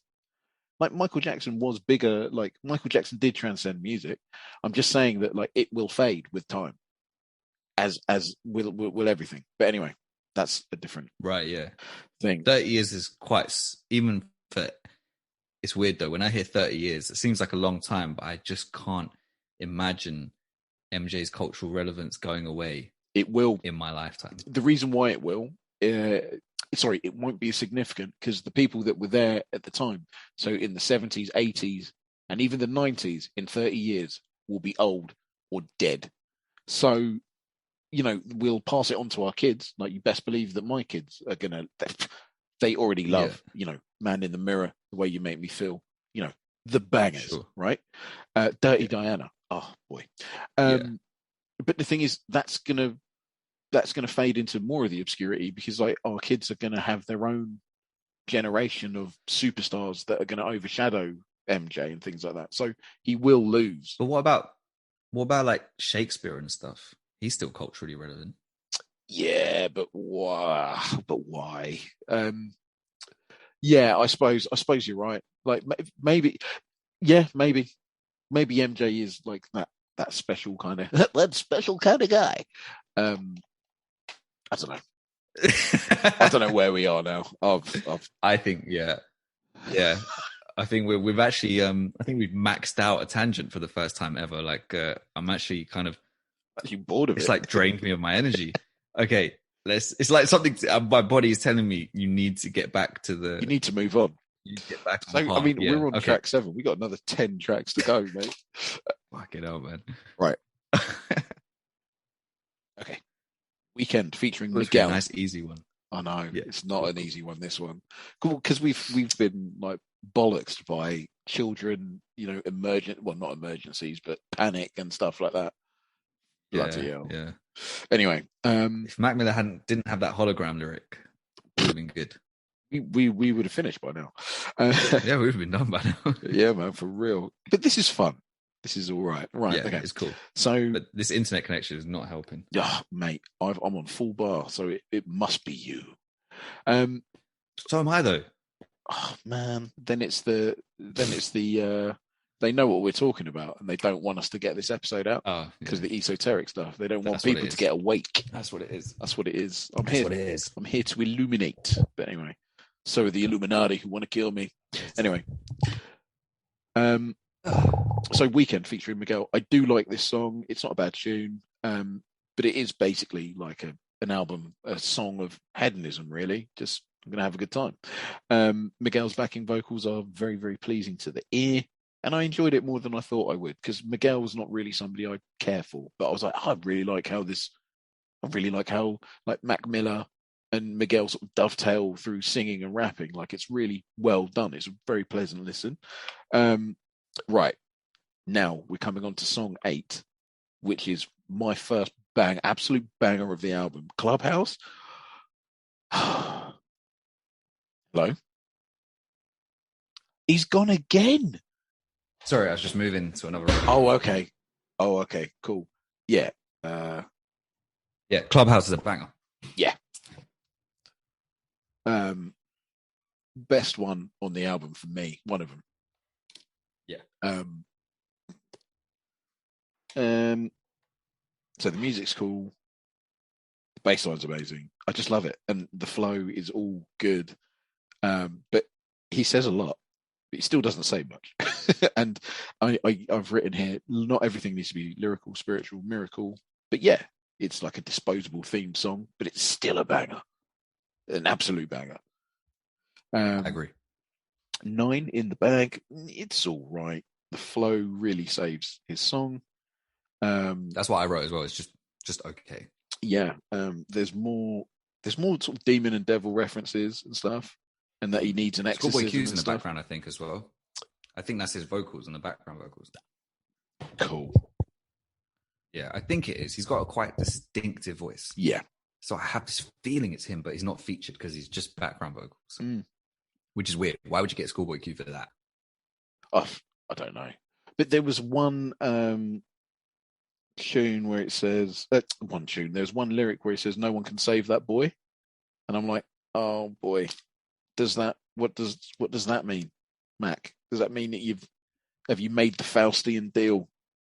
Have you done something that you shouldn't have did? But anyway, we won't jump down that. But actually there is one lyric that's just spun to mind. Oh my goodness, excuse the manicness of my brain. He says something like, if I die, you can bury me in my Lexus or something, or my Mercedes, in this song. What does he say? He says, when I die, bury me in my Mercedes. In this song, in the bag. Yeah. Weird, huh? Like, why more references to death? Like, again, it is very weird. Track 10, Break the Law. And I can't remember if there are any features on it at all. I want to say Juicy J's on it, or at least he's sampled in it, his voice. This Break the Law is the one where it starts with, I can't even remember it, but I recognize it's got someone else's voice at the beginning, I'm sure. I just remember having a weird beat. So it is very, very like polyrhythmic. Like it's the beat gets me because it shifts like every like 2 to 4 bars. It'll do something different, right? And it's really cool. But the atmosphere in it, like the vocal sample in the background, the bass, like the keys, the drums. The drums I love the most. I love the chorus. The fact that I like the drums. The bass goes from like this sort of like low sort of single note thing throughout the verse, and then when you get to the chorus, it's like it turns into this like walking bass line, and it's like, wait a minute, I don't know where I am with this track. It's so dynamic. It's definitely one of my favorites, like a real highlight on this album for me. It's basically like a late night cruise through the city as usual, but like, I also find that the subject matter has like a particular resonance, especially in the times that we find ourselves in right now, like with, madness going on in the world, billionaires getting richer, like doing stuff like the rich getting richer, the poor getting poorer, like more and more sanctions on people. Like I can totally vibe with the Robin Hood kind of vibes, you know what I mean? Break the law 100%. A bit. Like I can sort of see it. I'm not saying that anybody should break the law, but if you can make it, if you can skim a little off the top somewhere and make a little bit of money, like a little bit of cheddar change for your little, for your family or whatever, like by all means do it. Like I'm not against it. And that's a sentiment that I find, this album was released in 2015, right? 2015. Yeah. I couldn't have found a more relevant song for 2021 right now than that. I'm just like, actually, I'm kind of with the robbers and bandits and thieves and stuff. Like I get it, Yeah, 100%. But hell of a song. I thoroughly enjoyed it. Who cares what he's talking about? Like for me, the music just absolutely like overperforms any of the vocals that he does. But then again, something that I noticed about like Mac Miller is, to quote like a normal phrase, like a cool phrase that the kids use these days. He always understands the assignment. So a song might need a particular set of vocals on it. Mac Miller seems to just know inherently what the assignment is, and he always delivers. Like on this song in particular, I was like, yeah, cool. He becomes part of the music, and it's brilliant. Yeah, I agree. That's a good way of putting it. He understands the assignment, because some artists, they're just like, I don't know, they'll get too rap over a beat that doesn't need it, or they'll be too relaxed on a beat that's also too relaxed, and then the whole song sounds too mellow, things like that. Mac Miller, it's like he knows what the song needs, and he just comes through and does it. Yeah, that's a good shout. I think that's why he's also so accessible. Yeah, he's got such a strong fan base, because people just love the songs. It doesn't have to be the greatest rapper in the world, but the songs themselves are satisfying, or they hit for people because you're right, he knows what to do with the songs. Yeah, considering he produces a lot of them as well. Right, that would make sense. So it does feel, when you get like an artist. So we've spoken about it before, but you get an artist that might be on a beat that's done sort of by committee, like not by them, so to speak. Right. Yeah. Like even, people in their own label are saying do this and that or whatever. Like with Mac Miller, there is not one song really that I found on this album where I'm like, oh, that doesn't really sort of sound like him. Do you know what I mean? He's so intrinsic to the music. And there's no compromises or anything. There you go. Yeah. It's 100% his vision. That's what I think. For sure. And it is, I mean, this song was so, honestly, I can hear it in my head right now. Like I was so happy. Like this is the thing about this album. It throws out. It's just not what I expected. Like I didn't expect to be sitting here, like having a great time talking about the stuff we've spoken about from a Mac Miller album. This is still mind blowing to me. I thought that he was, as I said off the top, I thought he was like in the mold of Tekashi 6ix9ine or really? Like waste people like that. Yeah, I didn't know anything. Like, when you don't know, right? Yeah, right. I was just like this. Mac Miller. He's another disposable name. I don't need to check him out because A, I've been burned too many times, and B, like a lot of music sounds shite. So, right. But yeah, this album's throwing out like flipping surprises. Anyway, I'm smiling ear to ear because. Yeah, man. Wow. Track number 11, Perfect Circle and Godspeed. Oh, man. So I don't know what to make of the first half of this tune. Yeah. It's got that weird old piano old time piano thing in it. Yeah. I can't pinpoint the sound of it. It's I didn't really know what to do. Right. Like, I didn't know what to really write down. I didn't really know how to feel. I was just like, why would with After Break the Law, like this happens a couple of times throughout the album, but why would you put a perfect circle here? Like Godspeed sounds more like that could come after Break the Law. But a perfect circle, like what? Like, I don't understand like the relevance of that. I don't get where it's going. Why did he put it there? Yeah, there was like especially one line in there where he says murder, murder, murder, what would you do? And I'm like, wait a minute, even that line doesn't even have context to what preceded it. Like it was I found it a very, very strange insertion. But then when Godspeed kicks in, like you can hear like the progression in sound, it also feels like very, very airy, like clinical, almost like a Drake sort of song. Blueprint 3 from Jay-Z, like that kind of clarity. And then he sort of like ends with one of the lines anyway. He says, because I'm speeding with a blindfold on and it won't be long till you see me crash.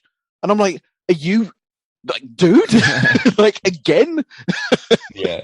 Do you know what I mean? Like it's hard to ignore, man. Like it's hard to ignore. Especially in hindsight, right? Especially in hindsight. Yeah. The thing is as well, like it again, listening to this album just makes me feel very, very sad because, you know, as you were saying with swimming and circles, you know, he was changing metaphor. He's in the middle of a metamorphosis. There you go. Metamorphosis, yeah. Yeah, and changing into some you know, another artist, you know, an evolution, so to speak. And that's such a shame that we don't know where he was going to end up, you know. That's a real shame. But anyway, track number 12, When in Rome. It's not my favorite. I mean, you know, there's one throwaway line, like quite a few rappers say stuff like this. They're like, "Oh, you got me on trial and I'm beating that case." I mean, was he ever on trial for anything? I don't know. I don't think so. Well, he did go to court. Sorry, I'm just moving my setup upstairs. Oh, no worries. Yeah, so I think he did go to court one time because Lord Finesse sued him. Oh. Got sued because of using a... Okay. Yeah, so I think he used a beat on one of his like very first mixtapes, and it was a Lord Finesse beat, and he got sued for it because I don't think he was expecting the song to get that big.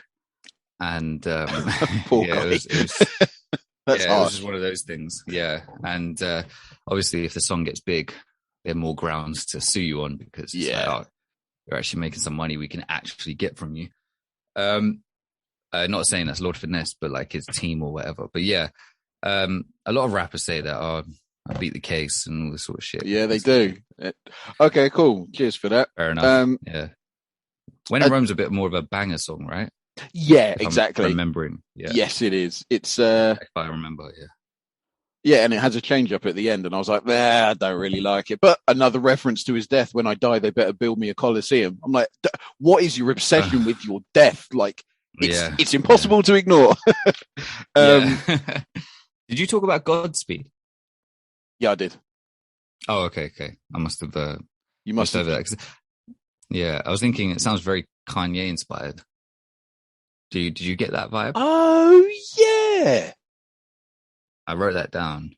No, I do you know what? Yeah, I see what you mean. I can't remember what though. What about it? It sounds like something Kanye could have made or would have made. Yeah, it reminds me of the sort of 808s and Heartbreak sort of era, like maybe just before that, like when Kanye was shifting into that. It kind of reminds me of that. Good spot. I didn't write that down. Why is there that skit at the end as well? Like the track's already as long as it can be. Oh, dude, I didn't even write about it. Just whatever. Why do some rappers do that? Like Biggie used to be annoying on Biggie's second album when there would be these skits at the beginning of the song. Yeah. For like a minute and a half or something, or a minute, and then the song would start.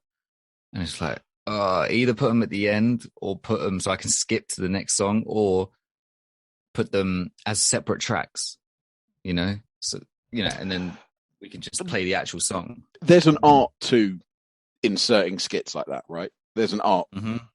And we got a masterclass last episode of how to insert like skits and, you know, excerpts and stuff. That was a masterclass. So, yeah, exactly. You know, there are ways to do it. Yeah, I didn't even comment on it because I actually just fast forwarded it. I was like, I don't. Yeah, it's just so unnecessary. Yeah. Yeah. All right, where we at? We're on track 13, Roz. Yeah, no idea what that means. Yeah, nice. I thought it was a name. I thought it was a name, but it's a love. I just thought it was a love story. Yeah, I thought it was. Yeah, it is. Yeah, that's true. I thought it was like Roz, as in Rosalind, but who knows? Or it could be Ross, Rick Ross. Who knows? It's a little love letter to Rick Ross. Yeah, do you know what I mean? Boss. I recognize the sample. I don't know if you recognize the sample.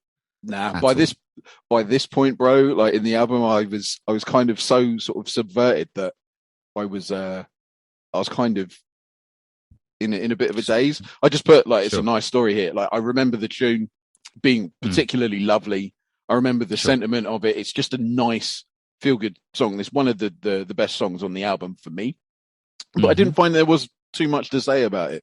It's just lovely. Yeah. No, that makes sense.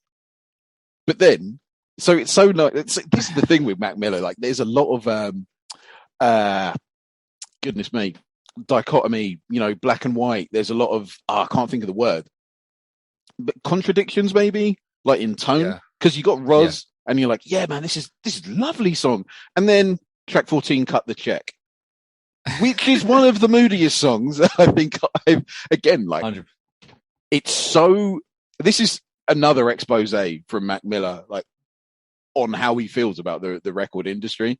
I mean, for the sake of brevity, I have cut down my analysis. Like, I got pages of stuff. I've looked at the stuff. I've looked at it, and I'm like, no. Let me point out the salient points. Right. The song itself is so moody. It feels like I got the sense that I was in prison without even like the first time I listened to it. Right. I didn't check the name of the song, but I felt enclosed, like and encroached upon, like through the music. Really, I've not really felt like a vibe like that sort of strong and that sort of tangible. Damn. But then, oh man, what does he say? No stress running suicides. Don't even break a sweat. You're getting fucked by your contract. That's what the fine print says. I mean, that was me slamming down my pen. Yeah. It doesn't get more visceral or obvious than that. Like, he's just basically saying, sign a contract and lose lots. Like, you're losing freedom, so to speak. Exactly. Oh my goodness. You know, I love the way that he's so honest here as well. He says, I'm way too young to be rich. I don't know what I'll do with all this shit. I'm out of control. Lord, can you save my soul? This is a cry for help, if ever I've heard one.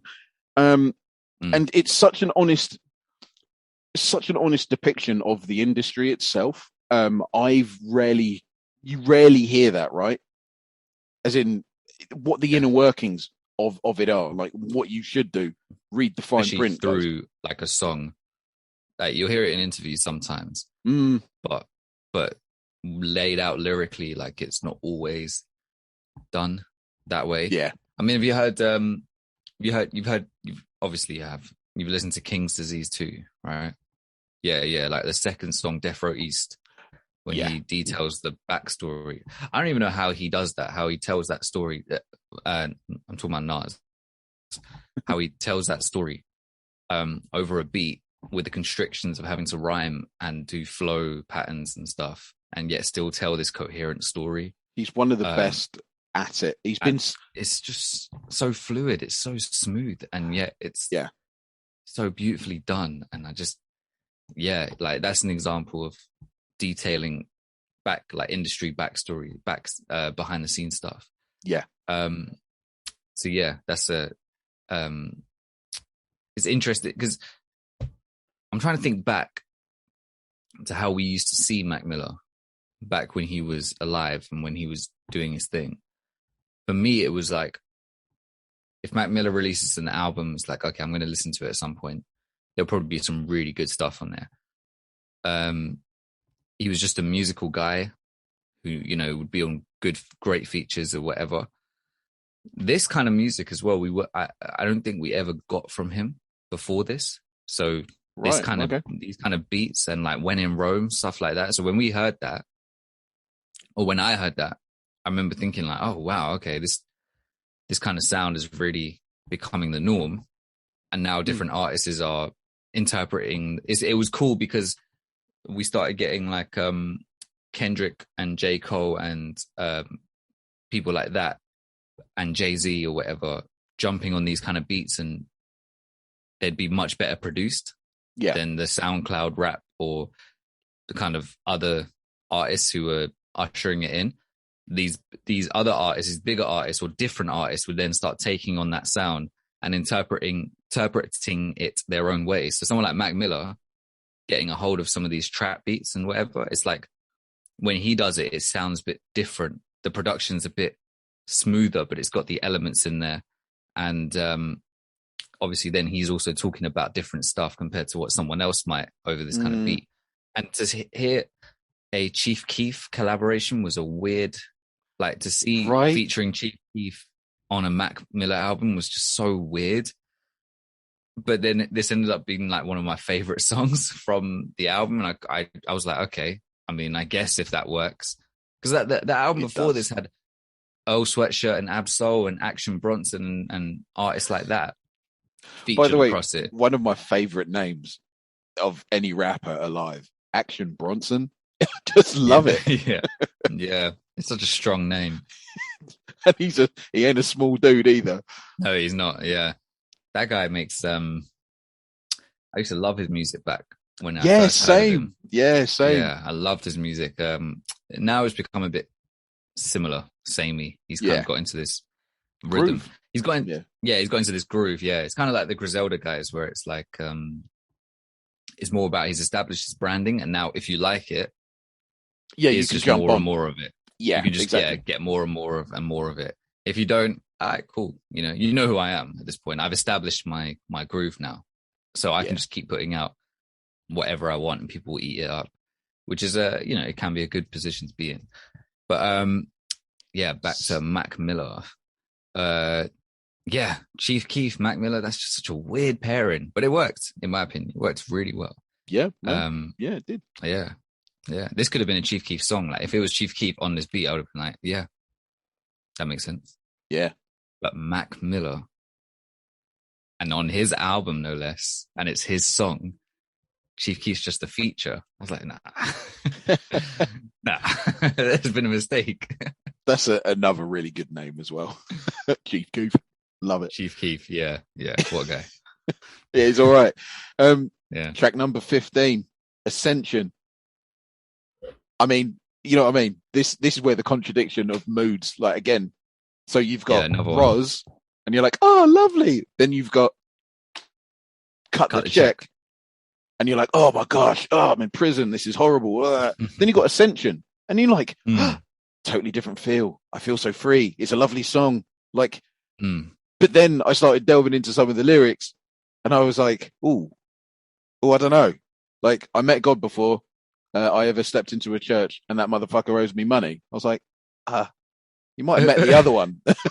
Yeah. But I do like, the thing is, right, like I don't think that Mac Miller is the greatest like lyricist or anything like that, but I do like Lord Have Mercy Alago. I think that's I think that's really good. Like, I've never thought about that. I'm actually probably going to start saying that. Lord Have Mercy Alago. Oh man, there was one other line as well. Sorry, I was just reading. Oh, he says, what's with all the talk of hell and Satan and sleep deprivation? If this is planet Earth, then my hell is a basement.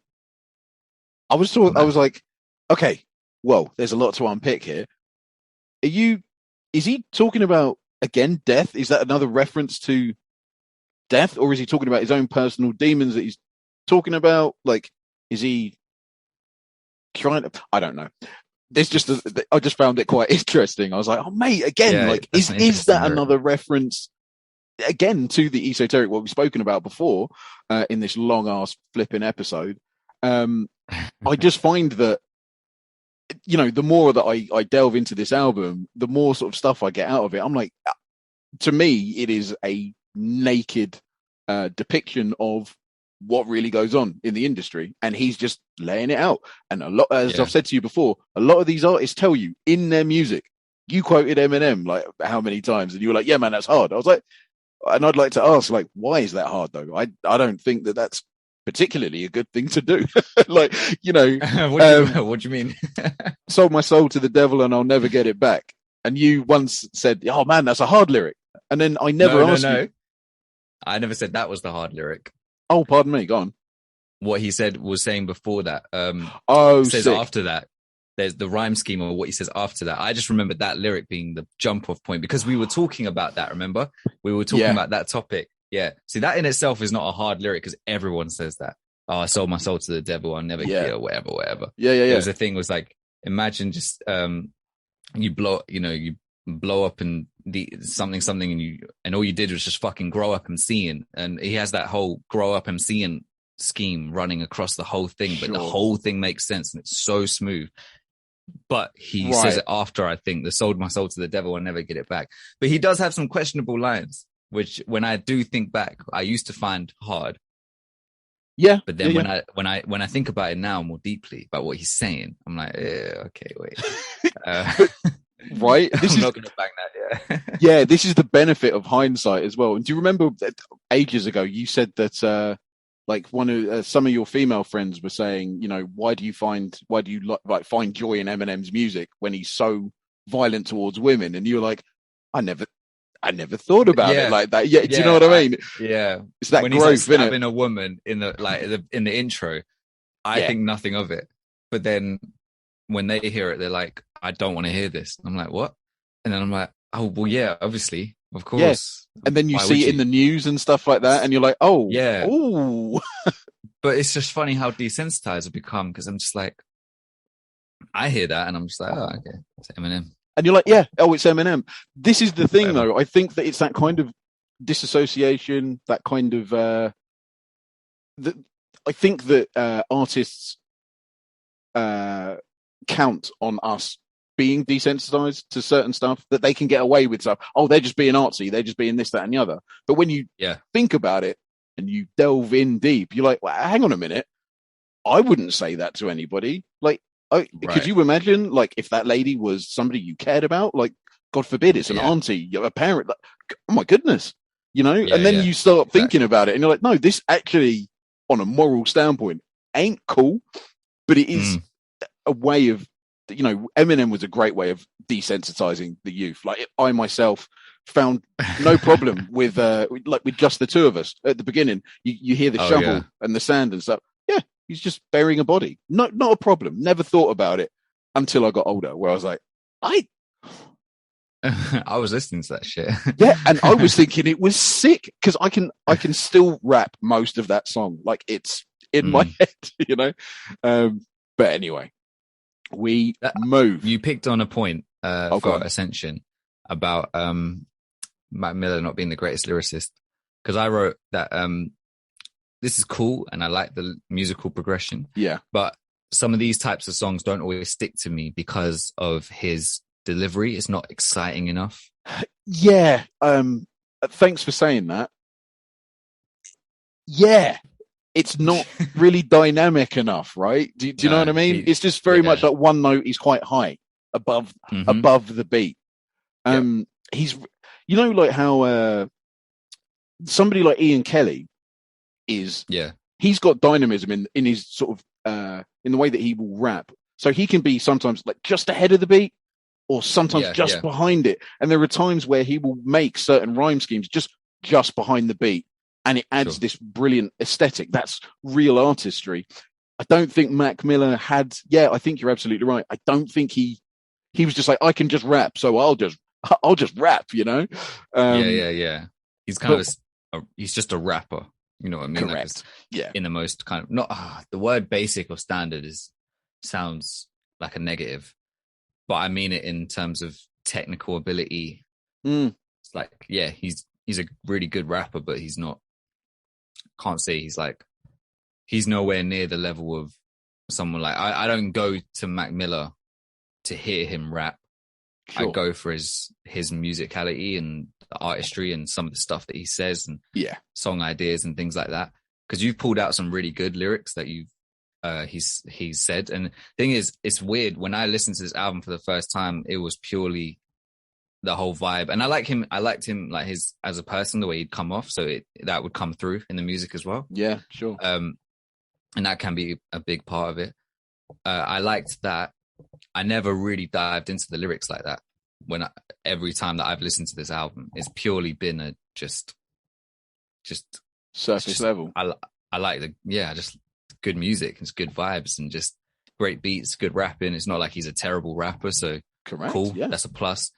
But on a song like this, they don't stick to me because I'm just like, I just tune out because I'm not that interested. Yeah, man, for real. It's like Drake, to be fair, nowadays. Where if he's on a beat that's just really mellow and like not much going on, not much change. The thing is, his delivery now is so monotone and kind of laid back, and he doesn't let you in that it's just boring. He kind of needs, for me, on his rap songs, he needs features and stuff to help add the dynamism. Back in the day, he sounded hungry as fuck, so I'd be like, yeah, cool, bring it. Bring it, Drake. Yeah. Bring all the bars. now it's different. But yeah, that's this. So this particular song, it's like all the pieces are there for it to be for you to say all the positives in the world. You know, it's lyrical. It's really like it's got good musical progression, etc. But it's just not exciting enough, personally, for me. So I hear what you're saying, but then I picked out this one last lyric where he says, "Every wonderland has an Alice. I'm a king god. Can I have a chalice? A brand new me." Mm. And I looked into that, and this is one I've been mulling over. And I was like, he's talking about ascension into godhood.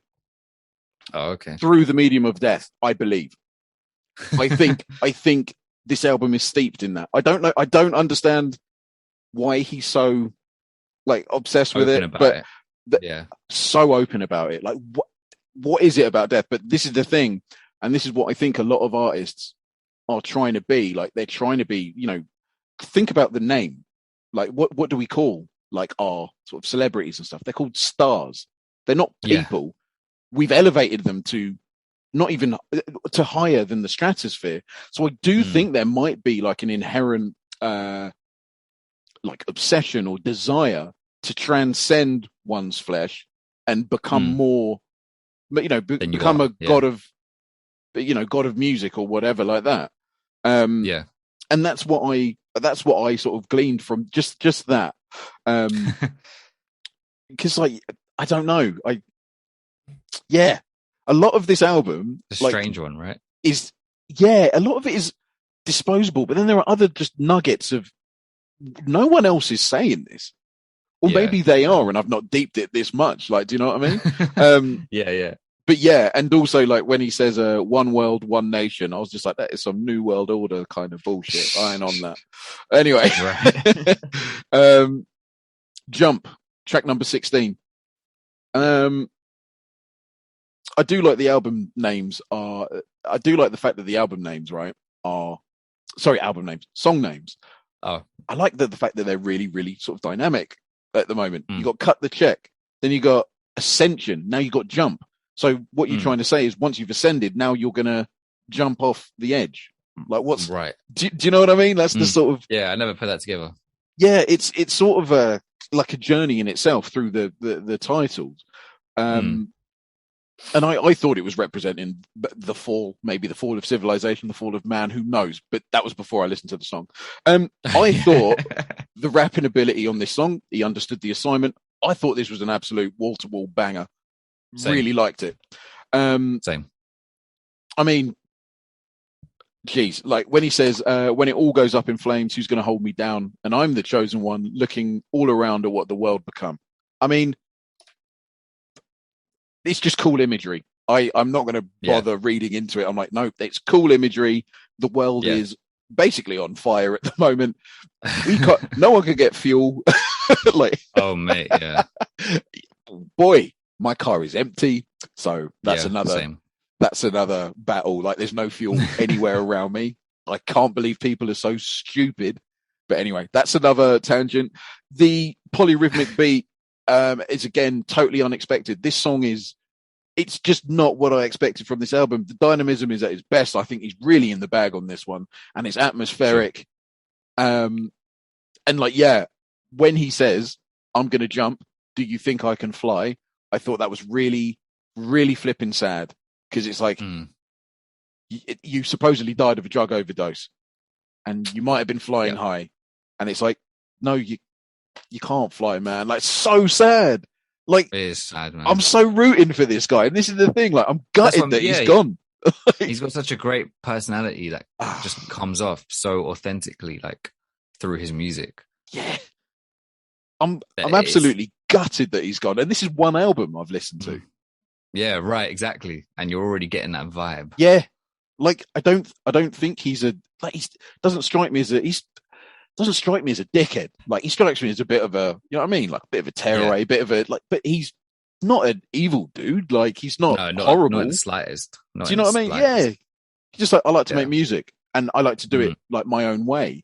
And I think he's letting us into his head. Like, it's got layers, this album. And then I've only listened to the final song once. Because that's all it needs. I'm glad that Little Dragon are finally going to make an appearance on this podcast. So basically, my wife introduced me to them back in, when did I meet her? 2014. So I've known about Little Dragon. They're like an experimental 4-piece like Swedish band, and they're pretty slick. They've got some really cool songs. Yeah, I do recommend them. Totally different. You'll never hear anything like them. Completely unique. But the festival, mate, this song is, I mean, I've only listened to it once and it has stayed with me for quite a long time.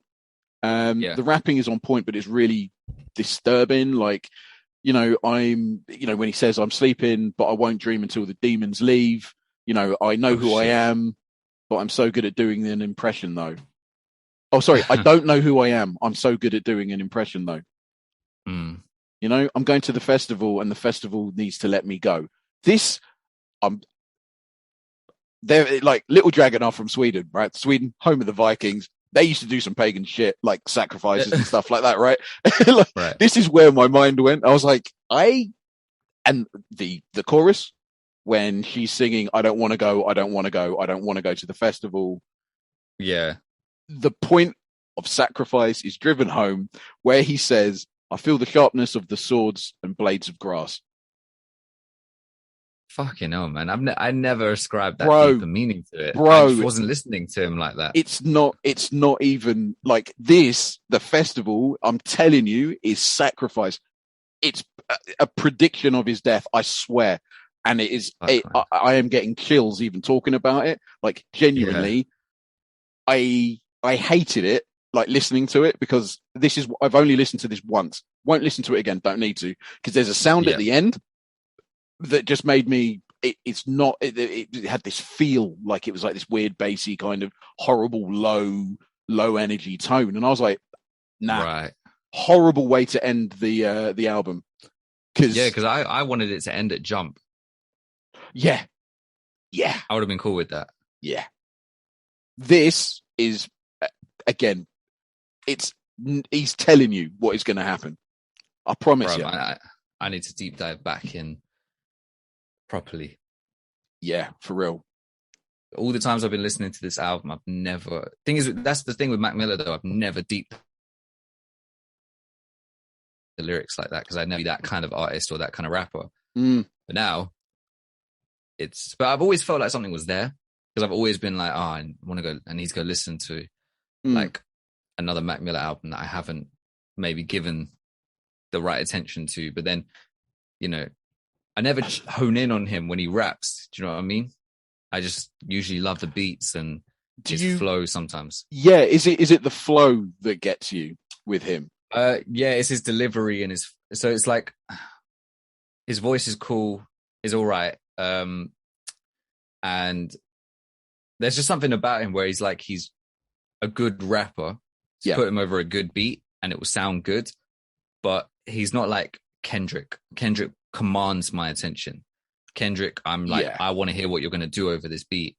Mac Miller, I know what I'm going to get each time.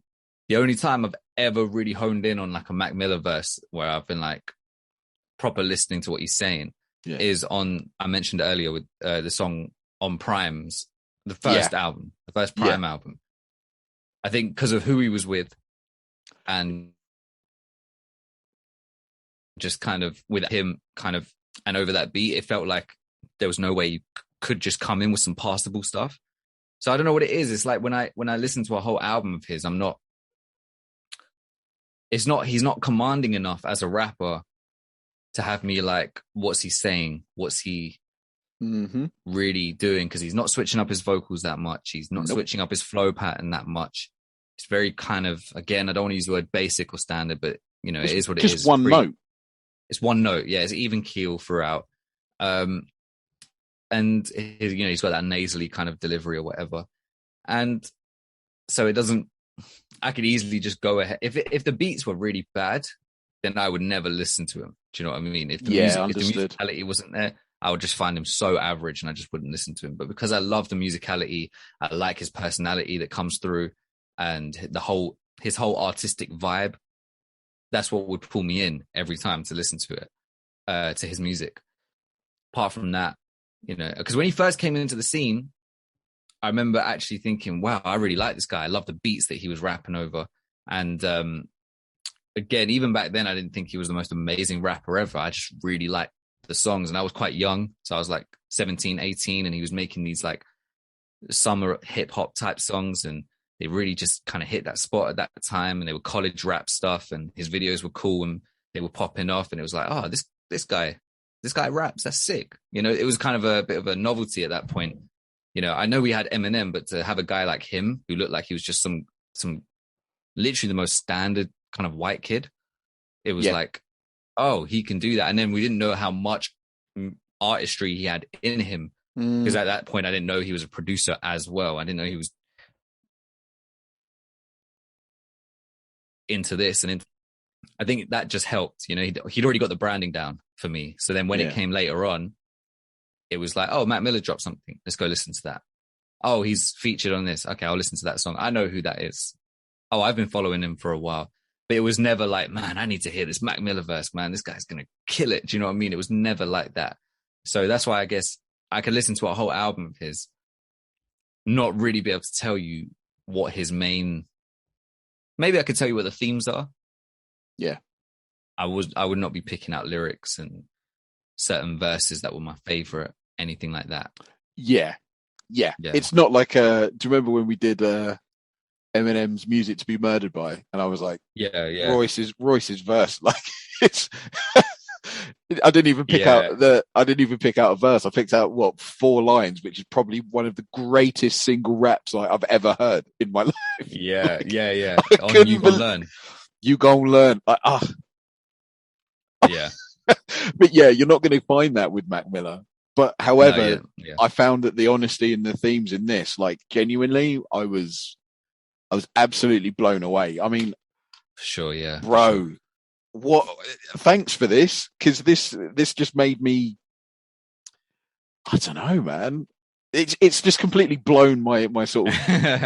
It's just thrown me for a bit of a loop. Like, I'm gonna have to check out everything that he's ever done now. Like, I've got to. Like, I'm actually a fan. I can't believe it. Cool. Like, I genuinely am. Like, I'm a fan. I'm a real fan. That's good. Because I sort of like, I know it's after the fact and he's gone already, but I genuinely like feel for this person. Yeah. Weird. An album you'll really like then, if you want to go in. Don't go backwards. Go to the next album, which is called The Divine Feminine. Listen to that. Yeah. It's his appreciation album for the women in his life. Across all ranges. So from family to like lovers and whatever else. And friends or whatever, and it's just a really well produced, put together album. While the sun is still out, actually.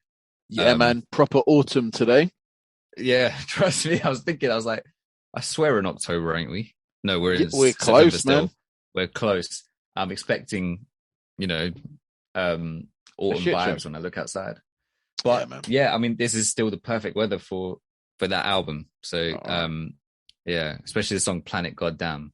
That one, oh man, amazing song. But yeah, I would say go to that. There's 2 albums of his I haven't listened to. So Blue Slide Park, and Watching Movies with the Sound Off. And the funny thing is, this is back when I would get CDs. So I actually got Blue Slide Park on CD, along with some other albums, like four other albums that had come out around that time. And I just never listened to it. Oh, yeah. I put it in on my iTunes. I just never got round to listening to it. And then I think I must have read some reviews saying it wasn't like as good as it could have been. It was like his debut album after all his mixtapes. And it's always happened back then. An artist would be putting out these mixtapes that'd be solid, that'd be so good, putting them out for free, and it would get you invested. And then they'd be about to drop a studio album. And be like, oh man, they're going to drop their actual first album. So this is going to be sick, They've developed their branding through their mixtapes. And then sometimes the album would not be as good as the mixtapes. Yeah. Well, the pressure's on, maybe. Maybe there's something. Yeah. And there's label interference and stuff. Whereas mixtapes, he could just put it out for free. He can do what he wants. And like Big Crit didn't have to get sample clearances for his mixtapes. But he had to for his album, and it forced him to kind of try and do something a bit different. And that album's a good album. It's just not at the level of his mixtapes, especially at the time. It's in hindsight, Big Crit's first album. Yeah, it was actually a good body of work. But yeah, for Mac Miller, I remember just seeing a couple of reviews saying it didn't live up to the standard. And so then that put me off further from even listening to it. And to this day, I think I've got the CD here somewhere because I went and raided my old house again, like to get all my stuff back. And I think I've got the CD here. I've just never listened to it. Watching Movies with the Sound Off, that came out the same day. There was a special day in 2013 when Kanye dropped Yeezus, J. Cole dropped Born Sinner, and then Mac Miller dropped Watching Movies with the Sound Off. All three albums came out on the same day. And that was a big day in hip hop. And I had gone to my uncle's house in America. This was the first flight I took by myself, or at least without my family. It was like with my cousin. I was dead nervous about it, but I was so happy that I did it. And then when we actually got to America, I remember we actually went to like a record store on one of the days, like with my cousins. They took us around like the next day, and we ended up going to like a record store, and they were into like hip hop as well. And I was like, Yeezus has come out today. J. Cole's dropped something. And they were like, oh shit. Yeah. We heard about that, and so we went there. And I went and bought Yeezus and Born Sinner, but for some reason I didn't pick up the Mac Miller album. Yeah. I don't know why. I was just being conservative with my money. And I picked those two. For me personally, it was like those two, if I had to pick out of those three. Oh, I kind of wish I picked the Mac Miller one as well. And then listened to it then, because to this day, I still haven't listened to it. I've heard one song. Yeah. And now it might be too out of the time. Yeah. Like if I listen to it, it might be a bit too kind of from that time, if that makes sense. So I might not be able to gel with it. But yeah, and I'm just, again, it's Mac Miller's one of those guys I really like, but I forget about him. Sure. Yeah. Yeah. He can get lost easily, I think. Yeah, unless you're like a super fan or you're in that niche, because he has a strong following. And I saw. Really, really strong. To the point that when Circles came out in 2020, it came out the same day as Music to Be Murdered by Eminem. And the way people trashed Eminem as if he just decided, oh yeah, Mac Miller's going to drop this album. I'm going to steal his thunder. Yeah, he's dead, but he's going to drop this album on this day. Yeah, we should drop that same day as well. As if there's not labels that work and give him a deadline. There were all these interviews from like Royce and stuff saying, oh, we don't want Eminem to reply to Nick Cannon, because they had that little, when Nick Cannon was like sending disses, which never got replied to. And it was like, don't distract him. He's got a deadline he's got to reach. So we knew back then in like November or December that, okay, he's working on something. If he's been given a deadline, labels don't always know what other labels are going to release. Agreed. This stuff gets scheduled out so they can do promo and stuff, even if it's a surprise drop. But people on Twitter went full force trying to cancel Eminem. Saying I do remember that. Same day. Yeah, I remember seeing that because it was trending. And I was like, let's have a look. Oh, I don't care. Yeah, right. It was so dumb. And it's just one of those things when artists get those huge fan bases, it gets a bit out of hand, and the small minority of those fan bases just start talking the craziest shit. Eminem has the same kind of crazy fan base as well. Yeah, J. Cole does, Kanye definitely does, Drake does. We've seen. I can't believe like some of the crazy sort of fanaticism. I'm like, these are just people like. For me, I always say, are they as good as or as impactful as MJ? The answer is always no. So I'm like, like they usually just fall by the wayside now. Like that's the sort of measure. Is it? Are they as good as or as better than like James Brown, for example? No, right. Get in the bin. You know what I mean? Like I it's a pretty hard yardstick. You know what I mean to sort of measure. But that's how I sort of don't get pulled into these things anymore. I can, I think that, being sort of removed from, say, the Mac Miller's music and fan base has allowed me to just come in and do this podcast and say, hey, I think Mac Miller's a good dude. and he's just 100%, sick man. musician, like sick, artiste. He's really good. He's really good. He's not on this album. It's not perfect. There's a good few songs that I would even get rid of. Same, but however, there's always intent behind everything. Yeah. But yeah, man. I mean, when it comes to like top 5, I'll actually do a top 5 for this album because it deserves it. I think 100 Grandkids, because I think it's very sad. Clubhouse, which is probably my favorite on the album. Tune. But then Break the Law as well. It's between those two where I'm like, that's a really good tune. Disgraceful behavior. Roz, I think, is really lovely. And Jump as well, I think, is an excellent song. So that's a top 5 from me. Wow. We did it. We did it. 2 sittings. Well, we're not there yet. 3, actually, if you count the last one. I'll mention it at the end. Did you give it a rating? Oh, Struth. Right, I've been wrestling with it, right? Struth, mate. No, I can't do the Aussie accent. I can do many, but I can't do that.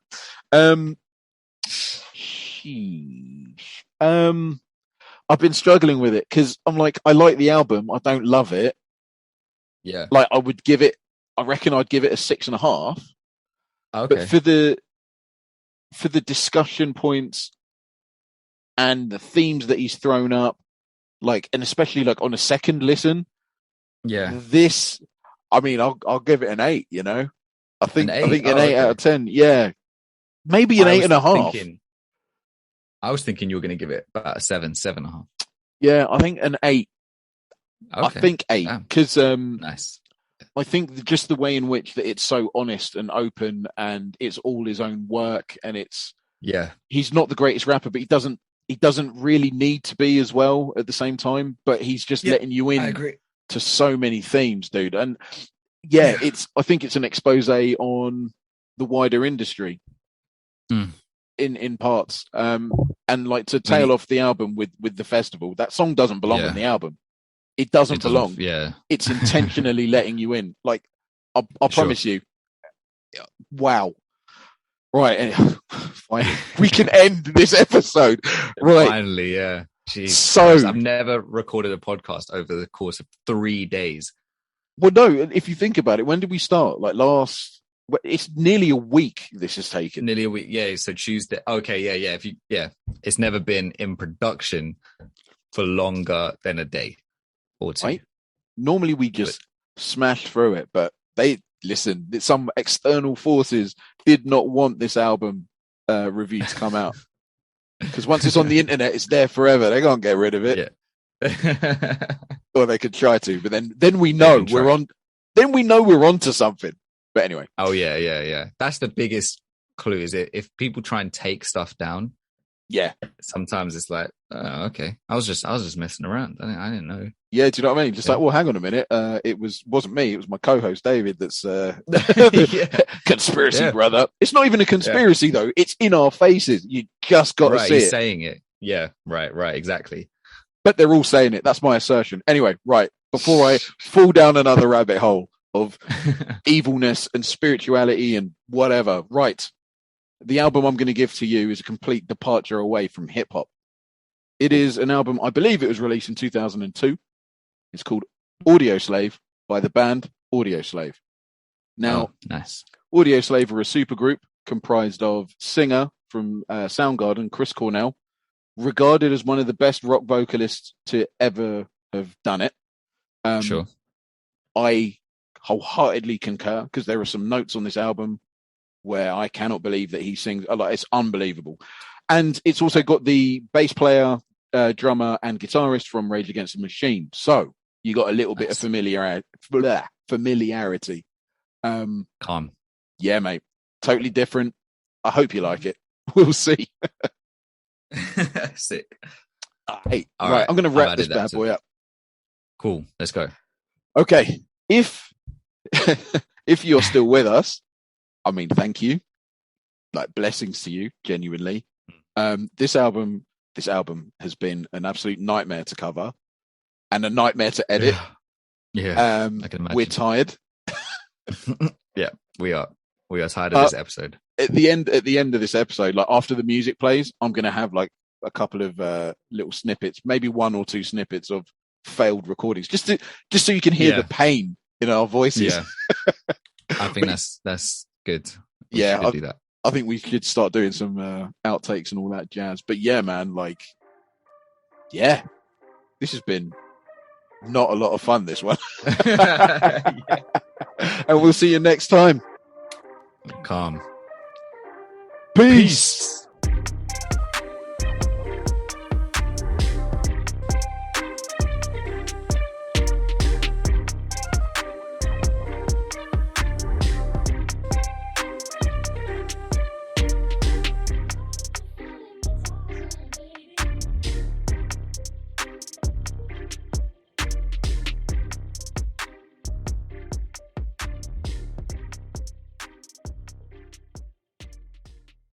Are you going to stop? Okay.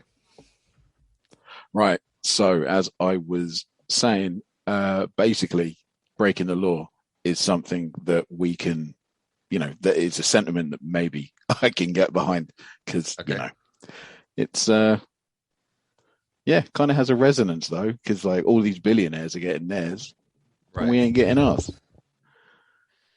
Yeah, exactly. Right. That's the kind of concept of it. I mean, do you like the production and stuff? Oh man, as well the as beat. the concept. Yeah, it's disgusting. It's polyrhythmic. It's amazing. Is this one with Juicy J, right? Hold on. Okay. Of course he's fucking awake. Hold on. Oh, of course. Okay. For context, David is referring to his newly born baby who is kind of, I think, sleeping in the other room, or was, and it's just woken up. So yeah, break the law. I think it's the song with Juicy J. I can't remember fully. I don't even know if this episode deserves to even be released, but it is what it is. We'll keep going. It might turn out to be really good. I don't know. This is just a free for all at this point. This little monologue might not even make it in to the final edit. So we'll just, we'll see about that. What else can I talk about right now? Just to fill this time, just in case. Could use it for an outtake or something. Yeah, I don't know really. Oh, here we go. Let's see how this works.